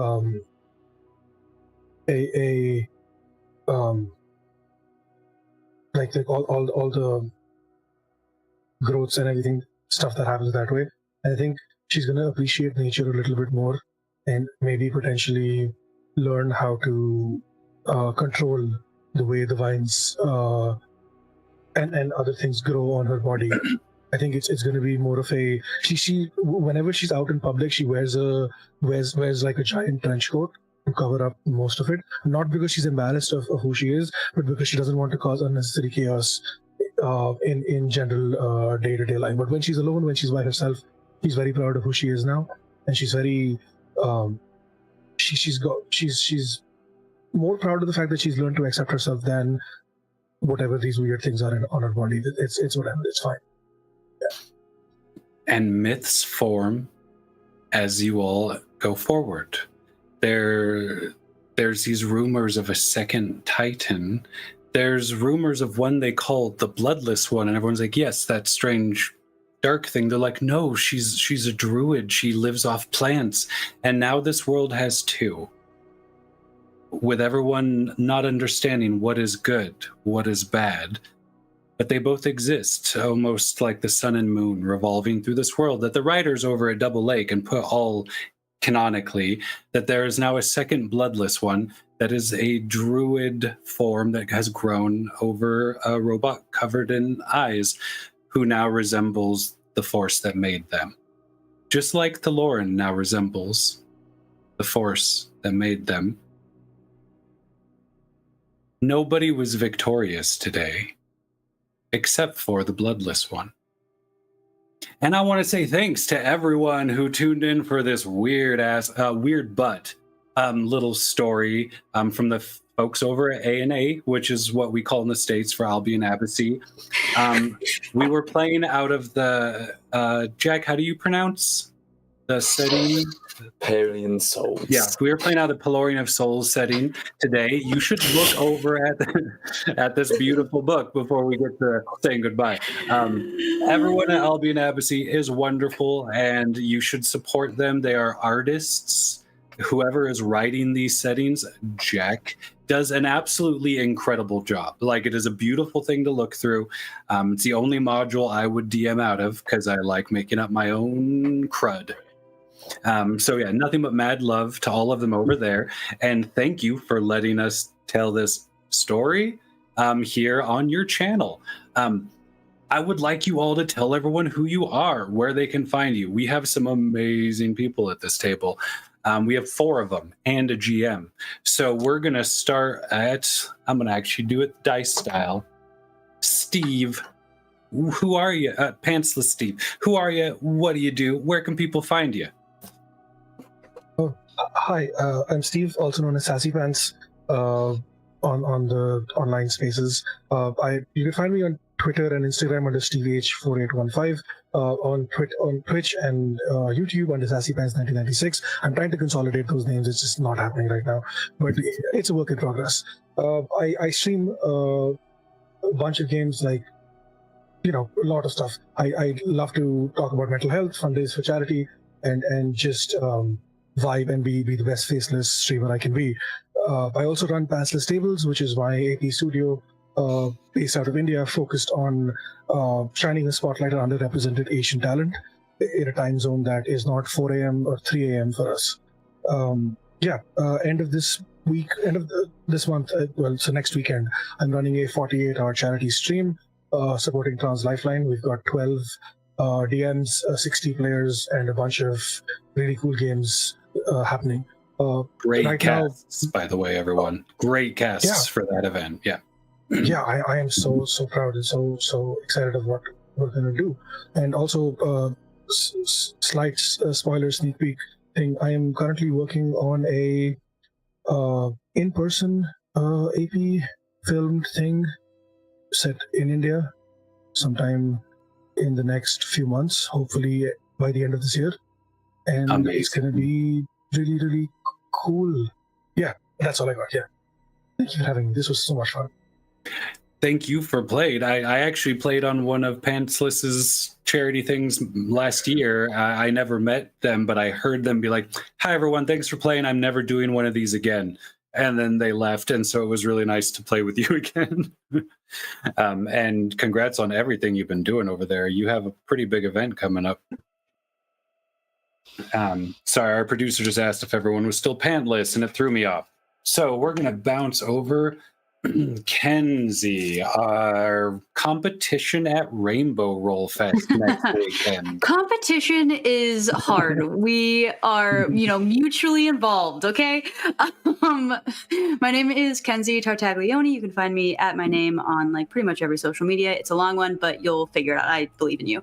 And I am the creative producer and director for a podcast called Queer PG, where we focus on playing games made by queer designers. And yes, RahRah was in our most recent one. We did a 3-part Candela Obscura series, and coming in August, we will be doing a horror western series using the Bard RPG system. So check that out. Cool. You guys do wonderful work over there. Thank you. Pleasure, and everyone looking for games to apply to at some time, pleasure to work with Queer RPG. Fluid systems, everything was great. Safety, everything, booking, it was a wonderful experience. Highly recommend it. Let's see. Sorry, Jack, we're going with Ren. Hi, I'm Ren. You can find me at Allegory of Death on Twitter and at MaskRen on TikTok, where I cosplay, where I do things like this sometimes. I am floating around the TTRPG space, coming to places usually when RahRah asks me. And yes, I think the next upcoming things I have, one is a game of Rogue Octopus, I'm not sure. And then we have Echo, no. And then on the Lore Mistress's channel, we have the summer season of They Grow Up So Fast, our Tales from the Loop game, So good. where plot is happening. So that's exciting. So I hope y'all will tune in for that next month. The first 2 episodes of that are already out because they did them a few weeks ago. I just have to hype it up. I mean, incredibly great. Like, the cast is amazing. The GM's amazing. The production is amazing. I watched both of them. I watched the second one twice, actually, but just incredibly well done, and a table of dreams if anyone wants to check that stuff out. Let's see if Jack gets a turn. Okay. Jack, what's your name? Hi, I'm Jack. I am one of the scribes at Albyon Absey. So we have a big team. Well, I say a big team. There's a few of us over there that write for these wonderful locations. I focus more on the subclasses. So if you enjoyed the subclasses that were played today and want to see more of that, we've got a full kit out there at the moment that people can playtest and see what they think. All of them will be released in the book that should be being finalized relatively soon this year. I also do a bit of actual play, obviously things like this, but I'm also a member of the Transmissions, so season 2 of that should be coming out within the next year. But we've just recorded some really fun things for that as well, so keep your eye out for that. You can find me on Twitter under Yellow Relish. I post about tabletop, anything really, a lot of moaning. But also anything to do with psychological aspects of tabletop role-playing games. So how can we use tabletop as a therapeutic tool? And that's kind of me. So just thank you all for showing up and watching. It's been a great time. And thanks, RahRah, for running. A pleasure to be at a table with you again. Jack had a marionette without a soul the last time we played together as our character. I was smitten. It was such a cool experience. Just love everything this channel touches. Oh, hi, I'm RahRah. You can find me around. I mean, there's probably a link somewhere if you're watching this. But I run the Heart is a Dungeon podcast, which Ren and I and Kenzie are all at the Rainbow Roll Festival this weekend appearing. Ren will be in our audio submission that we did. And Transmissions, we're actually putting on not this coming week, but the week after, we're spotlighting your pilot episode on our show because I love your show. Sorry, I love your show. But Heart is a Dungeon, it's sad sack crap. It's real good, but it's sad sack crap. Picture this, but with less battle. But yeah, thank you so much for AA, Albyon Absey, but AA, as we called in the States, for letting me run. Jack, what was the name? Paeolian Souls. The two bits that would never die. Paeolian. So thank you, Have to AA, rescue for Jack. letting me run PS over here. It's been a wonderful time. I appreciate this table a lot. It's my second time GMing live, so I'm sorry if it was awkward. I don't know what to tell any of you. But thank you for tuning in. Have a great weekend. Happy Pride to all the queers out there. And if you're not queer, happy Pride because you exist in the world that it's Pride Month. So everyone, have a wonderful day. And I'm going to tell the cast to all wave to you.